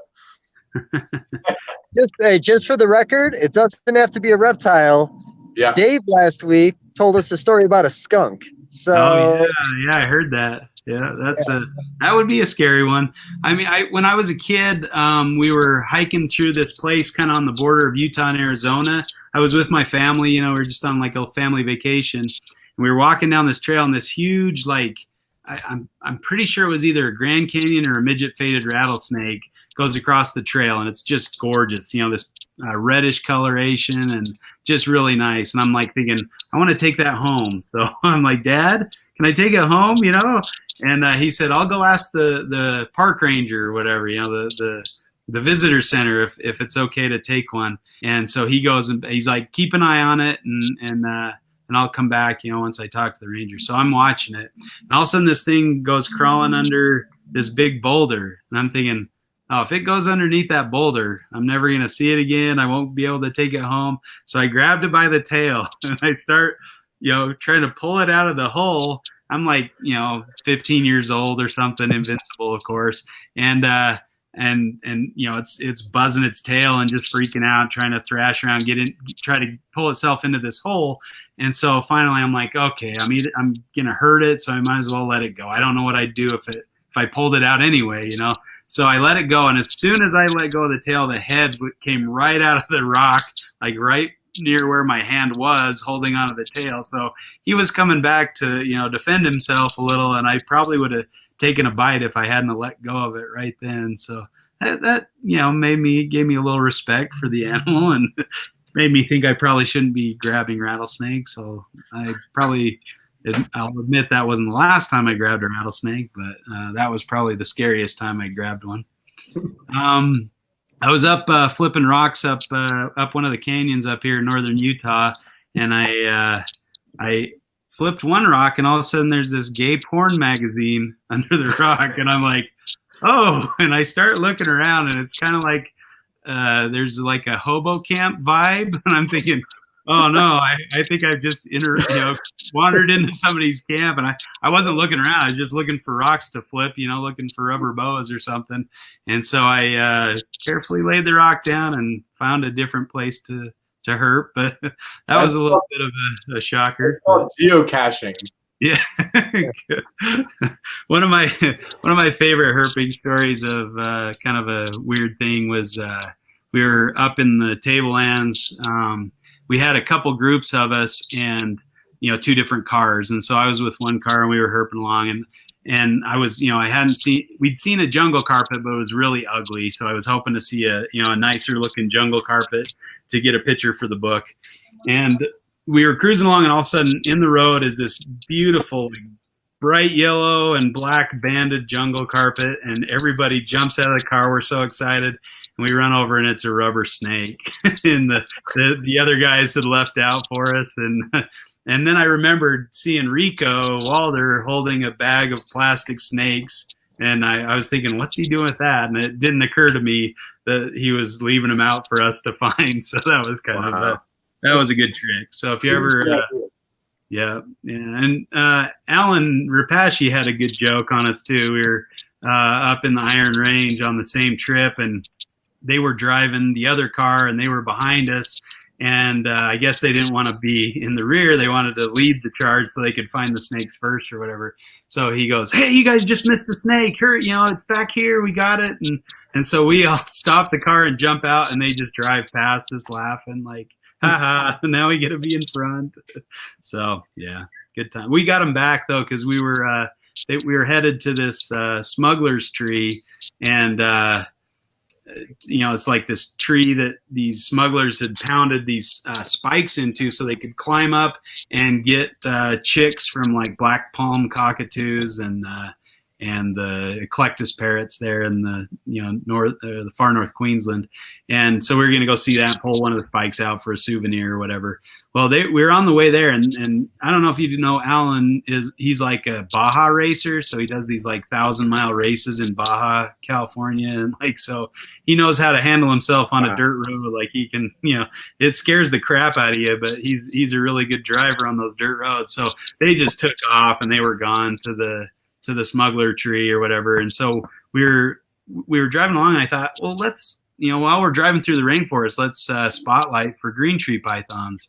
And so, we're just looking out the windows with our flashlights, and all of a sudden I see this just neon green sign, just saying the green tree python right here, so we pull over, and there's just this perfect green tree python sitting in the tree. And so we just sat and, took pictures and stuff, and we marked where it was so we could take the guys back, but they totally missed out on seeing the green tree up front because they took off too fast to go see the smuggler tree. But that was a cool find. That was with Rico again. So I was there when we found his first green tree python in the wild. That was kind of a fun deal. That's an awesome memory, man. Yeah. He was a good guy, man. Yeah. And hearing you talk about all your herping experience makes me feel like I don't go nearly enough, because I'm like, you should write a memoir of just like going herping, because you have some great stories, man. It's a lot of fun. There's a lot of fun to be had. I'd recommend getting out where you can. I mean, you guys have some good herping around you. You're not too far from like Snake Road, right? And some of those places. Well, I mean, I'm in Missouri. Those guys are in New Jersey. There's nothing in New Jersey. You talk about this. You got the Pine Barrens, right? You got like Barrens, man. Yeah. We just were in the Pine Barrens on Saturday looking for stuff. Didn't find anything really. Crap in the Pine Barrens, but we got them. That's the trick, I guess. You gotta kind of know when to go and how to look for stuff. I mean, it's always hard starting out because you spend all this time and you find jack, and then you go out, or once you learn kind of what you're looking for or when the best time to go, makes it a lot easier. That's for sure. It's the weirdest thing with herping is like, you can go, we went to Fog Dam. You've heard of Fog Dam. It's like up in Darwin area, and it's like this area where they study water pythons, right? And there's like the highest density of predators, water pythons in a given area compared to any other species, right?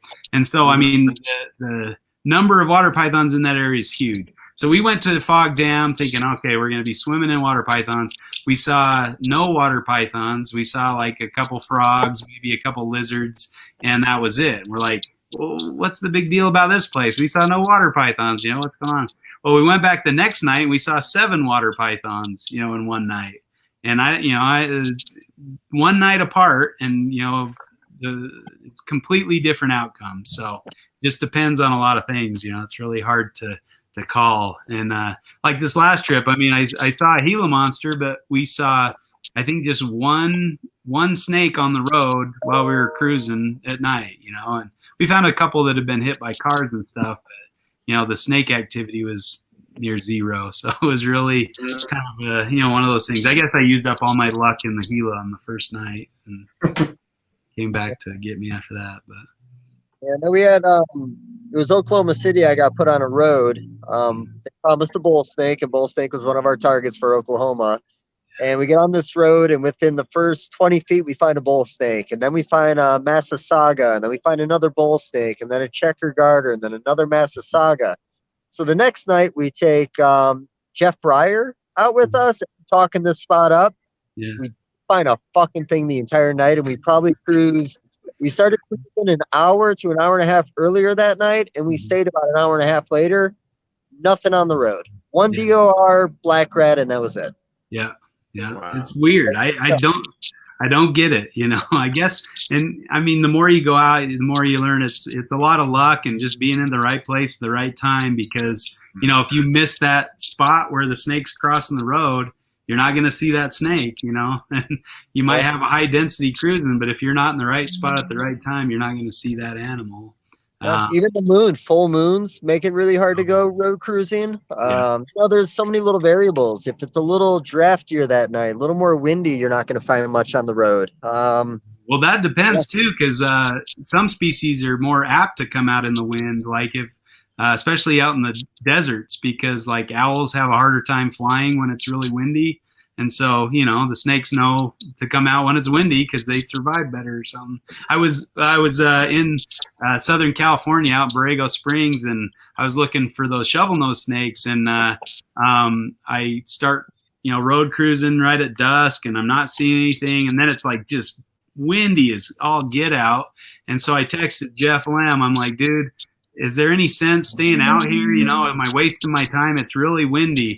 And before he could text back, I found like 3 snakes on the road. And then that night was like a 30 snake night, man. There were snakes everywhere, and it was windy as all get out. So, I'm thinking that's got to be something to it, maybe it just depends on where you're at. And, but yeah, moon and wind and rain and moisture levels or whatever, all that stuff really plays into it. And it's really hard to predict with limited experience, or you just have to go out and try it, and keep going. Don't quit hitting the pine barrens just because you got skunked the first time out. We've been a handful of times, and we've found almost nothing almost every time. Yeah.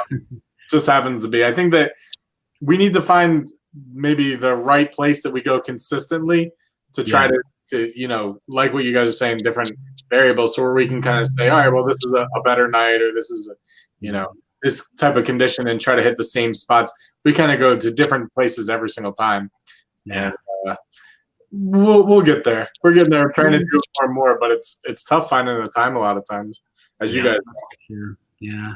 And that's, it's always nice to try new spots, but once you find a spot where you can find stuff, it's always like autopilot. I know if I go here, I'm going to find this or that or the other. And if I go this place, I'll probably find this. But yeah, if you don't know the area too well, we have some good tools though. Like, I don't know if you guys are familiar with the iNaturalist app, but it's an app that lets you log any kind of animal, plant, insect, whatever. You put it into the app, and then experts get on and help you identify it. And so, like, if you're like, what's that? You take a picture of it, put it in the app, and then you have the app gives you recommendations based on your locality and stuff like that. But you can get on the app and search. Like if you go onto the website iNaturalist, you can search for different species, and it shows you where records have been made, and so okay, at least in the past they've been found in this area, and you can target the area where they've been in the past, and so at least you have some kind of information on where they might be found. But tools like that are really helpful. I like Flickr as well, because you can get on there, and they usually have the time they posted the pictures, and typically people post pictures fairly soon after they see the stuff, and so you can get on there and it looks like they're posting pictures of Gila monsters in April through June, and so I'm going to focus my herping between April and June if I want to see a Gila. And nobody's posting pictures of Gila in June, July, August, so I'm not going to look for Gilas at that time. So different things like that are really helpful. Yeah, there's a spot in Missouri based on Instagram photos. Me and Jeff Galewood were talking about it. It's called Hogtober because there's just so many Western hognoses in that one area at this time in October. Oh, that would be cool. You could find them other times of the year there, but October seems to be that time where you're almost guaranteed to find one. Yeah. That's why I was excited that the Herpathon was in San Diego in May, and or first week of June or something, because that's when the shovel-nosed snakes are in the highest abundance. When you find them out cruising a lot. So sometimes the year you're going to have a lot better chance of finding a certain species, and it's good to know that information. And the scientific publications, you can get on the it's called Google Scholar, Google Scholar, you can look for primary literature that way. You just type in the species name, and if there's a link to the right, then it's a free, you can read the paper for free. It's a really good resource for finding information about different species as well. Man. So you work, like you said, you work a lot of different stuff. This hobby, we all have a hoarder's mentality. We always want something new. Yeah. You have your eyes on a new species you plan on working with soon? Or are you content with where you're at right now? I'm somewhat content, but there's always something that, I need, but I'm pretty selective about my projects this year. I feel like I work with most of the stuff that I like. I'd love to have some Centralian blue tongues. That would be really high on my list. I'd love to work with some rough scaleds again. I had a pair that I had for a customer, but so I had them for a little while, and they were a lot of fun to work with. I'd like to work with them again. Diamond pythons are another one that's kind of high on the list. But I think, if I could find some Parentes, that would be great. Any leads on those? But I don't know if I have 40 grand for a pair of Parentes, but that would be another one I'd love to work with someday. Parentes are tough to find in the States for sure. Definitely, yeah. Seems like lace monitors all over the place right now, but I was really tempted. Some of those Bell's phase look pretty sweet. We got to see a Bell's phase in the wild. I went on a trip with my 3 oldest kids, and we were cruising through somewhere in Queensland, and we stopped to go look at this waterfall. We were walking along the trail, and there's this beautiful Bell's phase just sitting on the base of this tree, sunning or something. And I'm like, I was thinking, well, and I should have learned this lesson before, because it's come back to bite me before, but you always take a picture first before you try to grab it. So I'm like, I'm gonna try to be a big deal in front of my kids and catch this big lizard. And so I kind of sneak around the tree, and I'm ready, and I reach, and I just miss, brush the tip of his tail or something, and he ran clear up the tree. And then I'm taking these crappy distance shots of him instead of a nice close-up picture. So did the same thing with a Cuddle lineatus, a striped tail monitor in Western Australia. It was beautiful monitor, just sitting there, same kind of thing. I went to make the grab first because I thought, I'll be able to catch it, but it was like liquid lightning, and I don't even know where it went. It just disappeared. So I'm like, I didn't get a picture of that one, not even a crappy picture. So what do you do? But someday I'll learn my lesson. But yeah, they're those Bell's phase lace monitors are nice looking. I was really thinking maybe I'll have room, and we're moving. We're in the process of moving right now, so pretty soon I'll have a double the size herp room, so I might have room for a lace monitor cage in there. So that's what I'm talking about. We'll be able to do. Yeah. We've been wanting to get into dwarf monitors because space is always an issue for everybody. But if I had the opportunity to get some lace, I would definitely figure it out. You know what I mean? Right. They're awesome. I'm glad to see people having success captive breeding those in the States. Absolutely, it's great. More opportunity for that. The hard thing is when the people who are having success move on to something else, and then the success goes away or something. So, but it looks like quite a few people are producing them, so that's a good sign, I guess. Yep. Yeah. Their lace monitors are fun. We've chased a few of them. I remember we went to we were with Peter Birch staying at his house, and we went over. There's this spot that he has that's like the cemetery, and we went over to the cemetery, and they have all these Australian water dragons, and so we're taking pictures of them, chasing them around. Watch Peter try to catch one. They're hard to catch as well. But we round the corner at this cemetery, and there's this giant lace monitor just sunning itself in the leaf litter, and he's like, "Hey, go for it, go catch it," or whatever. I'm like, I got kind of close to it, and it started hissing and puffing up. I'm like, "How about you take this one? I'll get the next one, man." They're impressive animals, and yeah, absolutely. Oh, man. You want them to be nicely tame down before you mess with them too much. But I bet even a tail whip would be tough, man. oh yeah, yeah. I did go for the next one though. I think he grabbed it by the tail and he's like, "Okay, get it behind the head." I'm like, "Oh, okay." But if I get bit, I hope your universal health care over here will take care of me. So, yeah, but just rub some Vegemite on the wound. It's all good.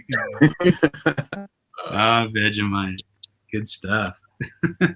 Yeah, I was down Louisiana, and we were just looking for water snakes, diamonds, bandits, so forth. And I had the flashlight going around, and I see these eyes, and it's a raccoon. And I yell across the way, and the guy who was hanging out with us from like Alabama, and I was like, "There's a raccoon in there." He's like, "Grab it." And I was like, "Just grab it?" He's like, "Yeah, just grab it." And I'm all like, "Well, I mean, I could be a pussy and not grab it, or I could grab this thing." And I thought it was a baby because the eyes are really close together. And I reached in and grabbed the fucker by the tail and yanked him out, and it was a full-size raccoon. And the guy came around, and he's all like, "That'll fuck you up. I don't know what the fuck you're thinking." And really, I just didn't want to be a little wuss about it. But I think I have like one really blurry picture where you can hardly see it. And I wish you had a better one, but you just see these evil little eyes as I'm hanging it next to me. But yeah, I was trying to go for the hat trick that night on mammals. I almost got a possum. I dove, grabbed it, and missed it, but I did get an armadillo. So really, one possum showed the hat trick that night. Oh, that's cool. Yeah, you don't mess with mammals, man. I do not jump on mammals. That is the last thing I'm doing. Oh, we were herping on Fog Dam looking for water pythons, and we saw this. I'm pretty sure it was a slaty gray, like crawl down the rocks right on the water side, right? And we were there just before the wet season, so everything was concentrated into a small amount of water. And Nick sees this snake and he's like, "A baby water python." So he jumps out of the car and he runs down the hillside, and he's got his back to the water and he's just searching the rocks looking for this snake. And we look in the water, and all of a sudden we see fish like jumping out of the water, like in a line towards him. We're like, "Dude, there's something big under the water coming towards you. You might want to get up here." And he's like, "No, I think I've almost got it." We're like, "Do you want to die for the chance to see a baby water python?" I guarantee there was a big old salty just right under the water coming right for him. And we eye shined in the water, and there were just eye shines the whole way across. There was a lot of crocs in that little amount of water. So we're like, okay, new rule: Nick doesn't go by the water. I was just thinking we're gonna have to make the call his wife, like, "Sorry, your husband's in the belly of a crocodile." We tried to tell him to get up, but he didn't listen. I mean, if there's a way to go, that's the way to go for sure. Yeah.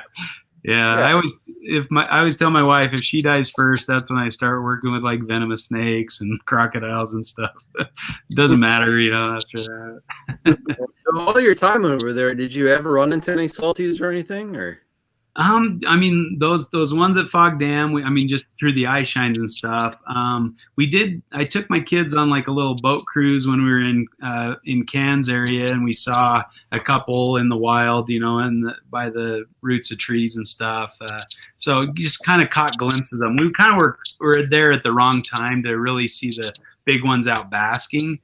You want to see those, like you want to go in the winter time, like in June and July, to see big salties basking on the bank, because they when it's hot enough, they don't need to come out of the water, so they're pretty. Right. They stay under the water. So, so I haven't seen the big ones, but we did. We got to go tour this crocodile farm that one of our friends ran up in Darwin area, and he needed help with a big salty transfer. So he had this like 30-foot long crate or 20-foot long crate that he wanted us to help him load this giant saltwater crocodile male into. And so he got a top jaw rope around it, and then we all got to, pull on the rope and pull this salty out of his cage. And, he sat and death rolled, and he's like, "Okay, wait till he's done death rolling and pull when I say pull." And so we're pulling this salty across the lawn, and we had to kind of feed the rope in through the shipping box, and then pull him into the shipping box, and he's just slashing his tail and smacking the box. It was quite the adventure. I had it all filmed and I put it on YouTube, and then my buddy's like, dude, you're gonna get me fired. Take that down. So I had to make it private. But every once in a while I'll go watch the time we got to move a giant saltwater crocodile. That was pretty fun. But man, are those powerful. Like they are just That's a dream for me, man. Like yeah. I think we probably all saw the video that there's like that zoo up in the Northern Territories where you can like go into this like acrylic cylinder and swim with these like 18-foot saltwater crocodiles and like man, Cage of Death at Crocosaurus Cove. We it just blows my mind to think about doing it. I can't wait. I'm gonna do it one of these days for sure. Yeah, that was right around the time I found out I got swindled out of those books, so I was a little worried about money, or I might have paid to do that as well. But Rico and Mark Spataro went in the Cage of Death, and we told them that if they did it, they had to go in and view them during Amplexus. So, but I guess they didn't do that. I really wanted a picture of the two in Amplexus watching a crocodile. That would have been a good one. I'd do it. For sure. I say that now, being safely in New Jersey. Well, the other cool thing at Crocosaurus Cove is they have like you can fish for crocs. So you put a little like meat on like a piece of like just a wire or something. So it's just kind of hanging on there, and then you put the meat in front of these crocodiles. They're younger crocodiles, so they'll jump, and they jump like almost their full body length out of the water. You know, these 6-foot, 7-foot crocs. And so, you know, you kind of yank the meat up and get them all jumping for it. It's really cool. But one of the keepers said he was walking across this barrier between a big old, you know, male salty and then these jumping crocs. And one of the jumping crocs jumped up and grabbed his calf. And he like bit onto him, and he's like falling, and he's like, do I fall into the 6-foot jumping crocs where there's like 20 crocs, or do I take my chances with the big male and try to outswim him or something? He's like, I'm gonna die either way, it looks like. But I think he grabbed the wall and the croc let go, and he was able to get out of there. But man, that was pretty close. What a snap decision to have to make. Yeah. How do I want to die today? Wow. That's amazing. That's a cool place. That was one of my favorite zoos over in Australia. They just had a really diverse collection of native, Australian wildlife, especially those endemic to the Northern Territory, which a lot of species I really like are there. So, I mean, they had like glebopalma monitors and Kimberley rocks and stuff like that were, cruising around their cages and stuff. It was really fun. Now they have Owen Pelly pythons, thanks to Gavin Bedford. So nice. Need to make it back up there again. Go visit Gavin, get a hold of Owen Pelly. That's one I haven't seen in the wild yet. So freaking every American that went over this year got to see an Owen Pelly, apparently. They all faked it. Come on. They faked it. Nah. 3 different groups. I'm like, dang it. Why didn't I go to Darwin this last year? Yeah, the rarest python ever. Everybody gets to see it. Yeah. I don't know about that. Well, I had a friend that actually lived in the town of Owen Pelly. He was like a teacher up there for an Aboriginal community, and he would go out cruising for him like every night, he'd after work or whatever, nothing much going on. So he'd just go herping. The Aboriginals thought he was going and visiting their wives while they were out of town or something. So he had to clear that up and show them, what he was doing and what he was looking for. And so I think they started helping him after that. But so he wouldn't even say the name Owen Pelly python because he thought it would jinx him, And I think he searched for a couple of years, and then all of a sudden he found 2 of them in like the span of a week. And at the same time, Gavin Bedford found like 3 more. And so they got the group together to start this breeding population of Owen Pellys. So same kind of thing, you just never know what's going to trigger these things to come out of the woodwork and all of a sudden be found in the wild. So kind of cool. Hopefully they'll make their way over here somehow. Where the rough scaleds made it over, there's hope maybe the Owen Pellys could follow them. I was watching that group of pygmy skinks that showed up magically over in like the Ukraine or something last year. I was like, man, if they made it to the States, that'd be freaking awesome. Yeah. I mean, I don't want anybody to poach anything, but like if it happens, that'd be an awesome species. Yeah. I feel the same way. If it happens, I'm not complaining, but I don't know. Those things are cool though. They were thought to be extinct for a long time. I know. It's only like what 2 or 3 years ago that they just showed up again out of nowhere. That's amazing. Yeah, well, they figured out they were using these spider burrows, like these trapdoor spider burrows. They'd go in and eat the spiders and then live in the burrows. And they had like these family groups of these little pygmy skinks living in these burrows. And they, pop up and come out during certain times of the day. And some researcher stumbled upon them, but then he like didn't see him again. And so I can't remember if they like set up camera traps or something, or pit traps. They found out they're pretty, there's a pretty high density of them in certain areas where there's a lot of trapdoor spiders. So crazy stuff. Not a lot of people going down trapdoor spider dens, you know what I mean? Right. And then like they took those pipe cameras or whatever that the plumbers use, and they fed it down one, and they like see there's like this little skink head, and they go past it and they go down. There's another one below it, and then there's another one further down. It's really cool. I'm pretty sure that footage is on YouTube or something, but you got to check it out if you haven't seen it. They find like colonies of them down there using the same funnel system. I love that kind of stuff. That natural history stuff is just cool. That's great. Yeah. So, Dave, are you giving me that look? Like, is it? That was not the fucking Tiger King look. If that's what you think just happened, that was not what just happened. Yeah, that wasn't the look you got there. We discussed this. We're not going to keep bringing this up ever. We can if we go. I get all worked up every time. Go ahead, just ask the fucking question. If you want to do it, I don't even know if it's relevant anymore. Are people even still talking about this thing? Probably not. You're probably right. And we are the internet, so let's just go, man. Yeah, it's all. You watched Tiger King, Justin? Yeah, we enjoyed that one thoroughly. I'm just thinking, when are they gonna? I mean, it started out at Tom Crutchfield's place, right? I'm thinking, when's that coming out? When are we gonna be the spotlight of America, thinking we're a bunch of nut jobs? It's coming. Well, see, if you listen to our other podcasts, you would have heard us talk about it last time. It was all actually supposed to be about selling venomous animals in this community and how irresponsible we are. And that's what the beginning of that documentary was, until they saw that, what was it, snow leopard or whatever in the back of the van. Yeah. That actually changed the direction they were going. So it could have been about this industry. Thing is, it probably wouldn't have been nearly as popular. No one would have seen it. None of us would have watched it. It wouldn't have existed. We would have heard about it. We would have watched it.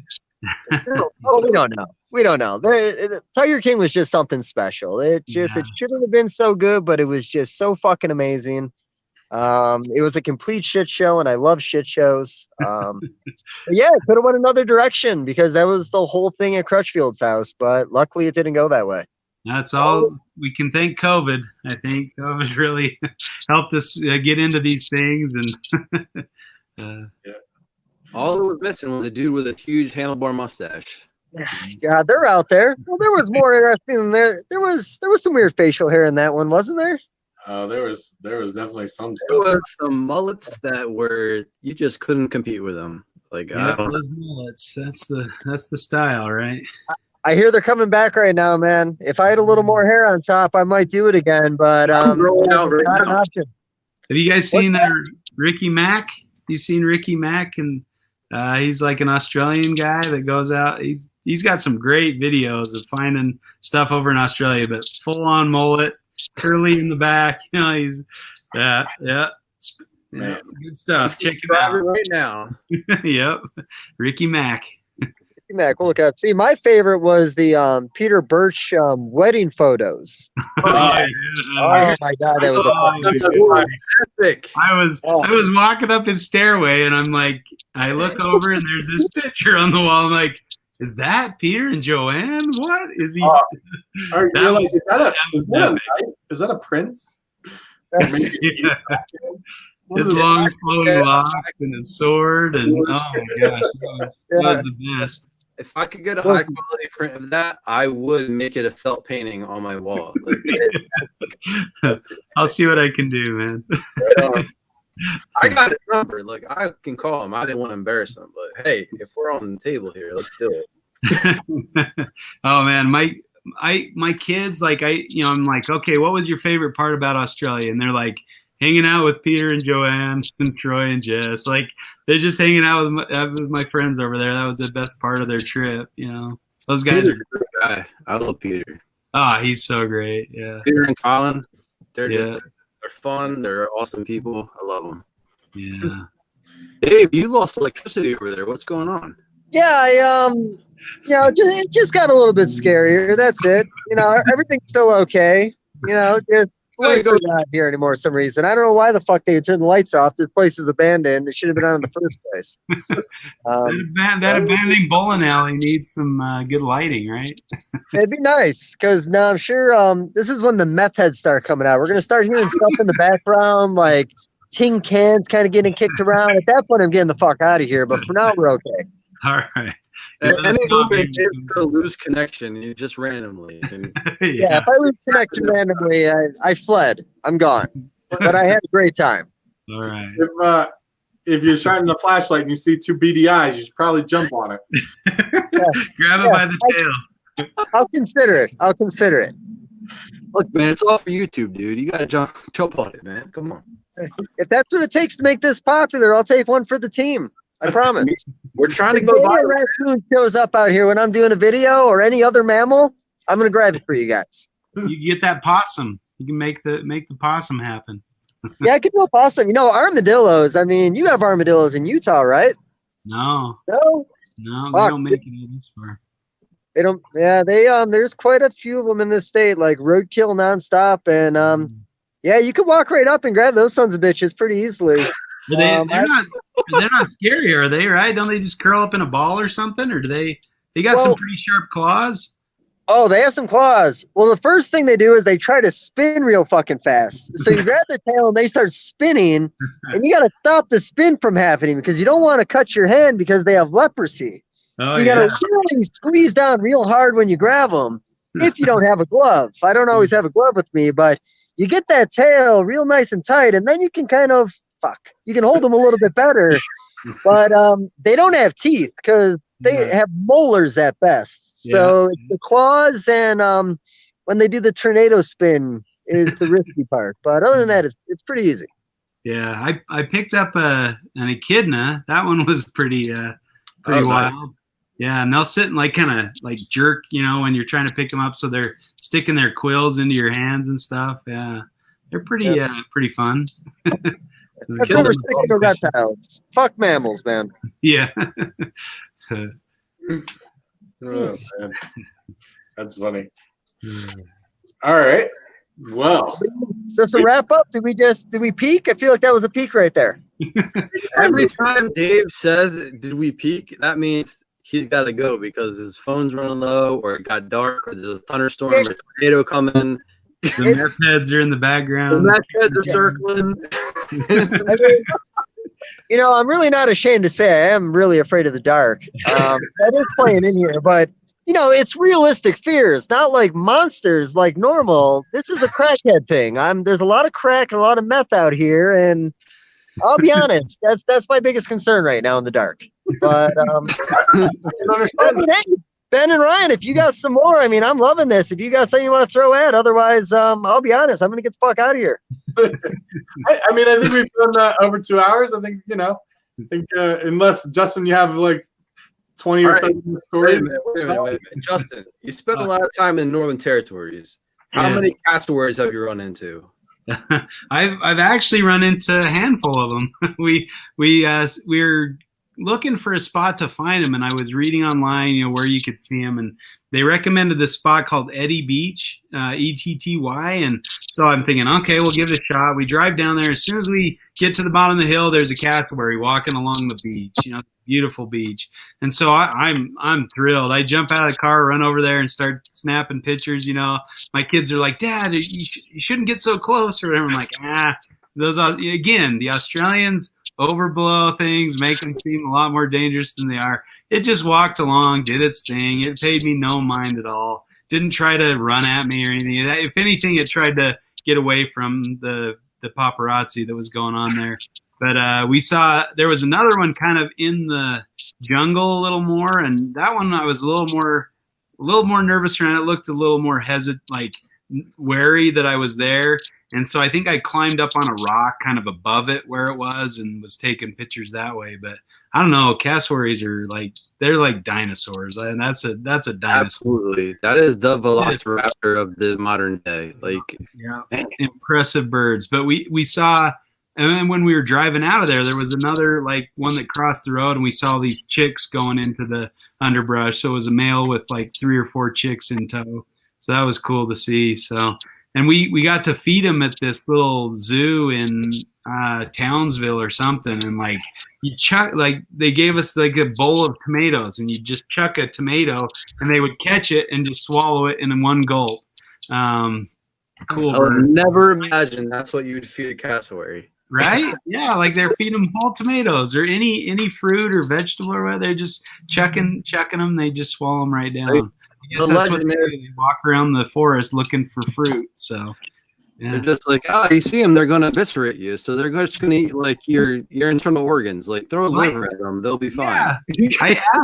I asked the zoo lady, it was running the cassowary show. I'm like, okay, so everybody, and she even said in her little presentation, oh, look at their giant claw or whatever, they can rip you open and kill people and stuff. And I said, how many documented cases of a cassowary death are there?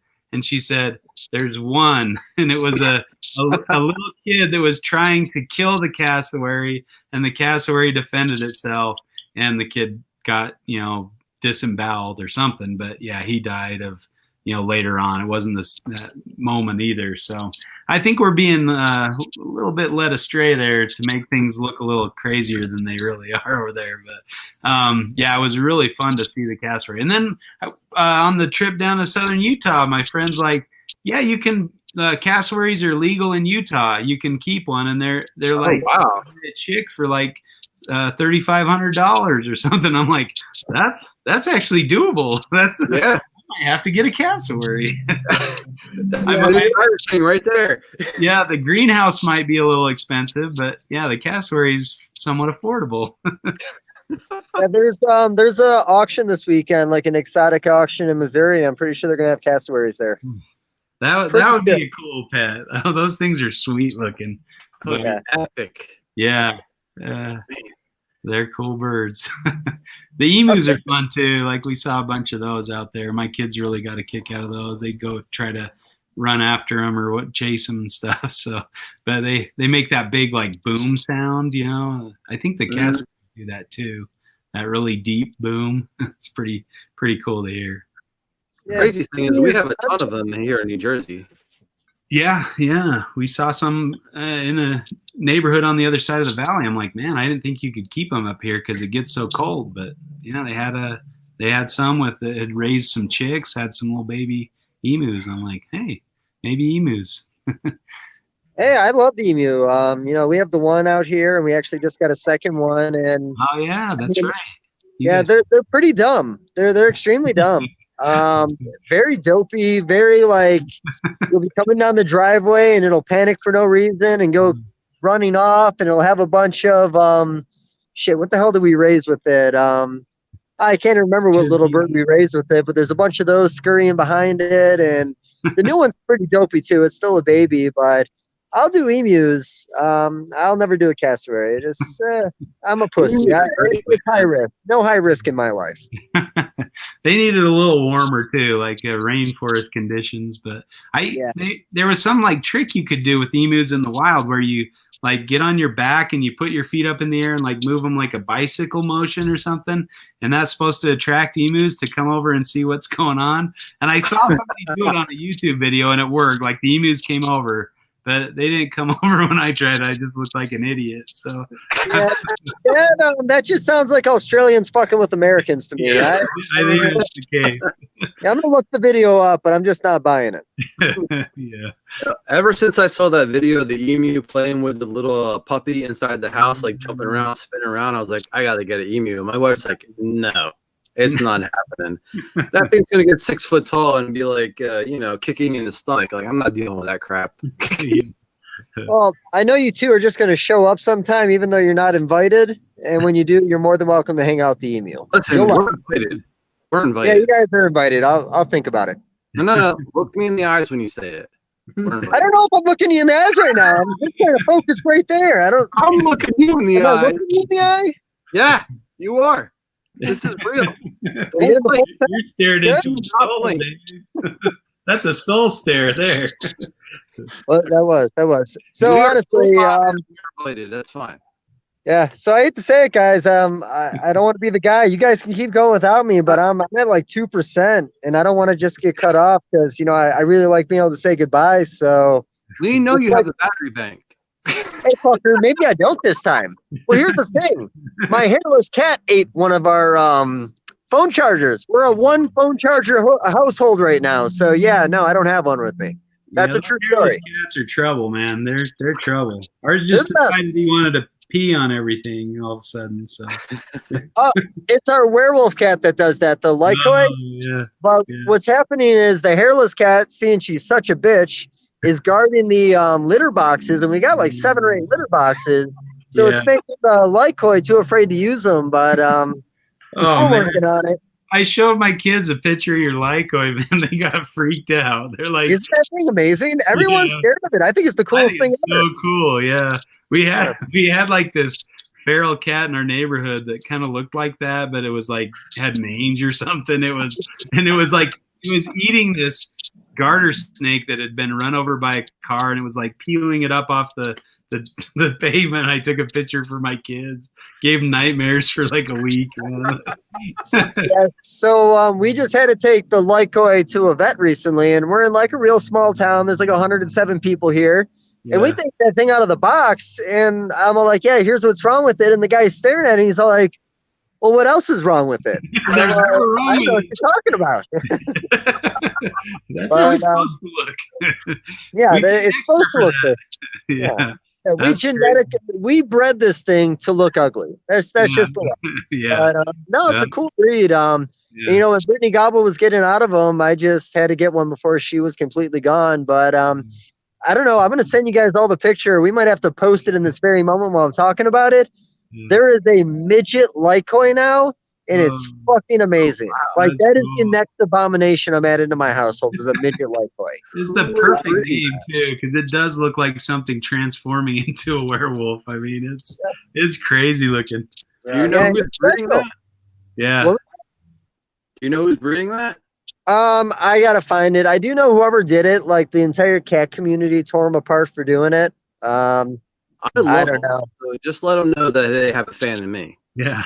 Oh, when you see this little thing's face, trust me, you're gonna all fall in love. I promise. Even if your kids hate it, they're gonna love the midget version. You gotta Okay. love it. Yeah, I'll give it a try. Yeah, I Yeah. promise. I've always had a soft spot for really ugly animals, and the other people consider ugly. I really like that stuff. Yeah. I'm the same way. Uglier the better. I mean, most of the cats we have are hideous, and I love them for it. I need a fruit bat in my life. I think we were in Australia driving to a campground, and all of a sudden we look up and there's just this flock of fruit bats or whatever you call them flying over top. I mean, it looks like dinosaurs, you know, like some 3-foot wingspan. Just it was cool, and there were thousands of them. They just like this big cloud that kept going. And then so we set up camp and we're all cool, and then like 3 o'clock in the morning, like there's just this huge ruckus outside the tent. We're like, what is going on out there? We come back and the bats had come back to roost, and they were all over the campground, like just making this horrible noise and like waking everybody up. It was fantastic. I was like, whoa, you guys, isn't this awesome? My daughter's like, no, it's That's horrible. great. She like has flashbacks of the time the fruit bats attacked or whatever. It was That's awesome. Oh man. Well, Dave, I know I don't want to cut this short, but I know that your phone's dying. Do you want You know to? what? You guys can go on without me. I mean, it's gonna be tragic and not nearly as much fun, but I think you guys can manage. You guys do this without me sometimes, right? We've kept them for 2.5 hours. It might be polite to let them go. Yeah. Maybe we'll do a round 2 because this was really fun. We can do a round 2. Bring a couple other people on next time. I mean, I think that'd be great. Maybe get Warren Booth to stop in and say hello for a little bit, get talking. Yeah. It'd be cool to do a round table with a couple guys. Would be awesome. I mean, I'd love to get Warren on here. Like I said, I love listening to him talk, man. You got an accent. You are welcome on this show. You're right. That's cool. Sure. All right. Well, Ryan, you want to take us out? I'm not. Dave said he's the closer. Oh, yeah. And by the closer, I still don't even know we're closing here. You guys have branded it underneath your company name. It's not even like a collaboration anymore. This is R&B Reptiles channel. I'm sorry, Dave. You can start your own channel if you want. Is that what you want? Is that what you want, buddy? You want me to go out on my own? I'll go out on my own right fucking now. I would love to see you take the time to edit this. I'm not going to take any time. I'm going to send it all to Ben and pay Ben to do it for me. He's looking for work. Are you? Okay. You want to be my guy? Oh, man. Hey, you fuckers are going to miss the artwork, and you know it. You are the best at artwork. That is definitely an eye catcher. Anytime I see the covers of one of your podcasts, it's fantastic. You're going to appreciate your see, bud. I've already got it worked up in here. I'm going to work on it as soon as I get home. Yeah. Dave's got it. Right. All right. I'm excited to see what you got in store for me. Well, I'll take it out. I don't want to. That was me taking it out right there. There were taking out words just then. Now you're interrupting me. Look, I don't want to. You got a lot of pressure with a thumbnail. I'll take care of it. Okay, go ahead, Brian. You're so well spoken and all, buddy. I just want to thank you so much, Justin, for coming on. Your wealth of knowledge. You have such entertaining stories about herping, and it's awesome. Guys, if you like this video, please give it a thumbs up. YouTube loves thumbs up for some reason. Give it a thumbs down even. I don't care. Whatever you do. Click something except the unsubscribe. Click the subscribe button. Give us a comment. Let Justin know you enjoyed his conversation. See us next time. Peace. Thanks, I'm guys. Professional. Is that good? You guys left. All right. Solid. Yeah, Justin, that was awesome, buddy. I'll be honest. I think out of all the ones we've done so far, you're the first one who just kept talking and didn't shut the fuck up. Everyone else, there's been these long pauses. That was great, man. We couldn't even get a word in with you. Oh, good. I don't know. I heard somebody say that once. Like, if you're on a podcast, just keep going because then it fills the time. I don't know. Yeah. It Dude, works. it's a blessing to have people that have something to say on here. Yeah. We've had people on here that we had to coax like 2 sentences out of. Like, it's been tough. Yeah. Oh. How far are you away from home, Dave? It's like 15, 20 minutes down the road, just where I'm at. We're like on the top of a mountain. The Wi-Fi out there is just not good enough for a podcast. Yeah. I learned that the hard way the first time I tried doing a podcast with Forrest and MJ. That was entertaining, man. I was laughing the whole time. I appreciated that. But yeah, fuck, man. I just had to jump in the car and start driving until I could actually work my damn phone. But poor Forrest was so pissed. He was just like, he was Forrest is always pissed off, so that didn't bother me any. But honestly, it's really this background that keeps on bringing me back here. I'm really loving these bowling pins back here, but it makes it even better that it's abandoned. Yeah, for now. Yeah, that's classic. Well, fuck yeah, like I said, I had a great time. I'm sure you guys are gonna hang out for a little bit and keep talking. Yeah, like I said, I'm probably gonna hit you up on Messenger, send you some pictures, get chatting about some herping stuff, and if I pull through Utah, I'm gonna need you to take me out. Sure thing, man. Anytime. We gotta get together, man. That'd be awesome to go herping. Yeah, that'd be fantastic. I'll show you some good stuff. Awesome. Yeah, Hema, that's all I want, man. My buddy just got back from Arizona. He found like 3 when he was down there. They found a really nice little den site. Cool. Yeah, I'd like to get out there and get looking, but we'll see. I'll find time. Yeah, sounds good, man. I appreciate it, everybody. I'll be talking to you soon. All right. See you later. All right, guys. So, Justin, we appreciate it again, and no problem, guys. Good chatting with you.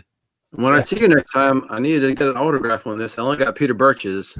All right. Yeah. Well, we called me a shirt lifter in there, so you know. That's awesome. Yeah, Peter's great.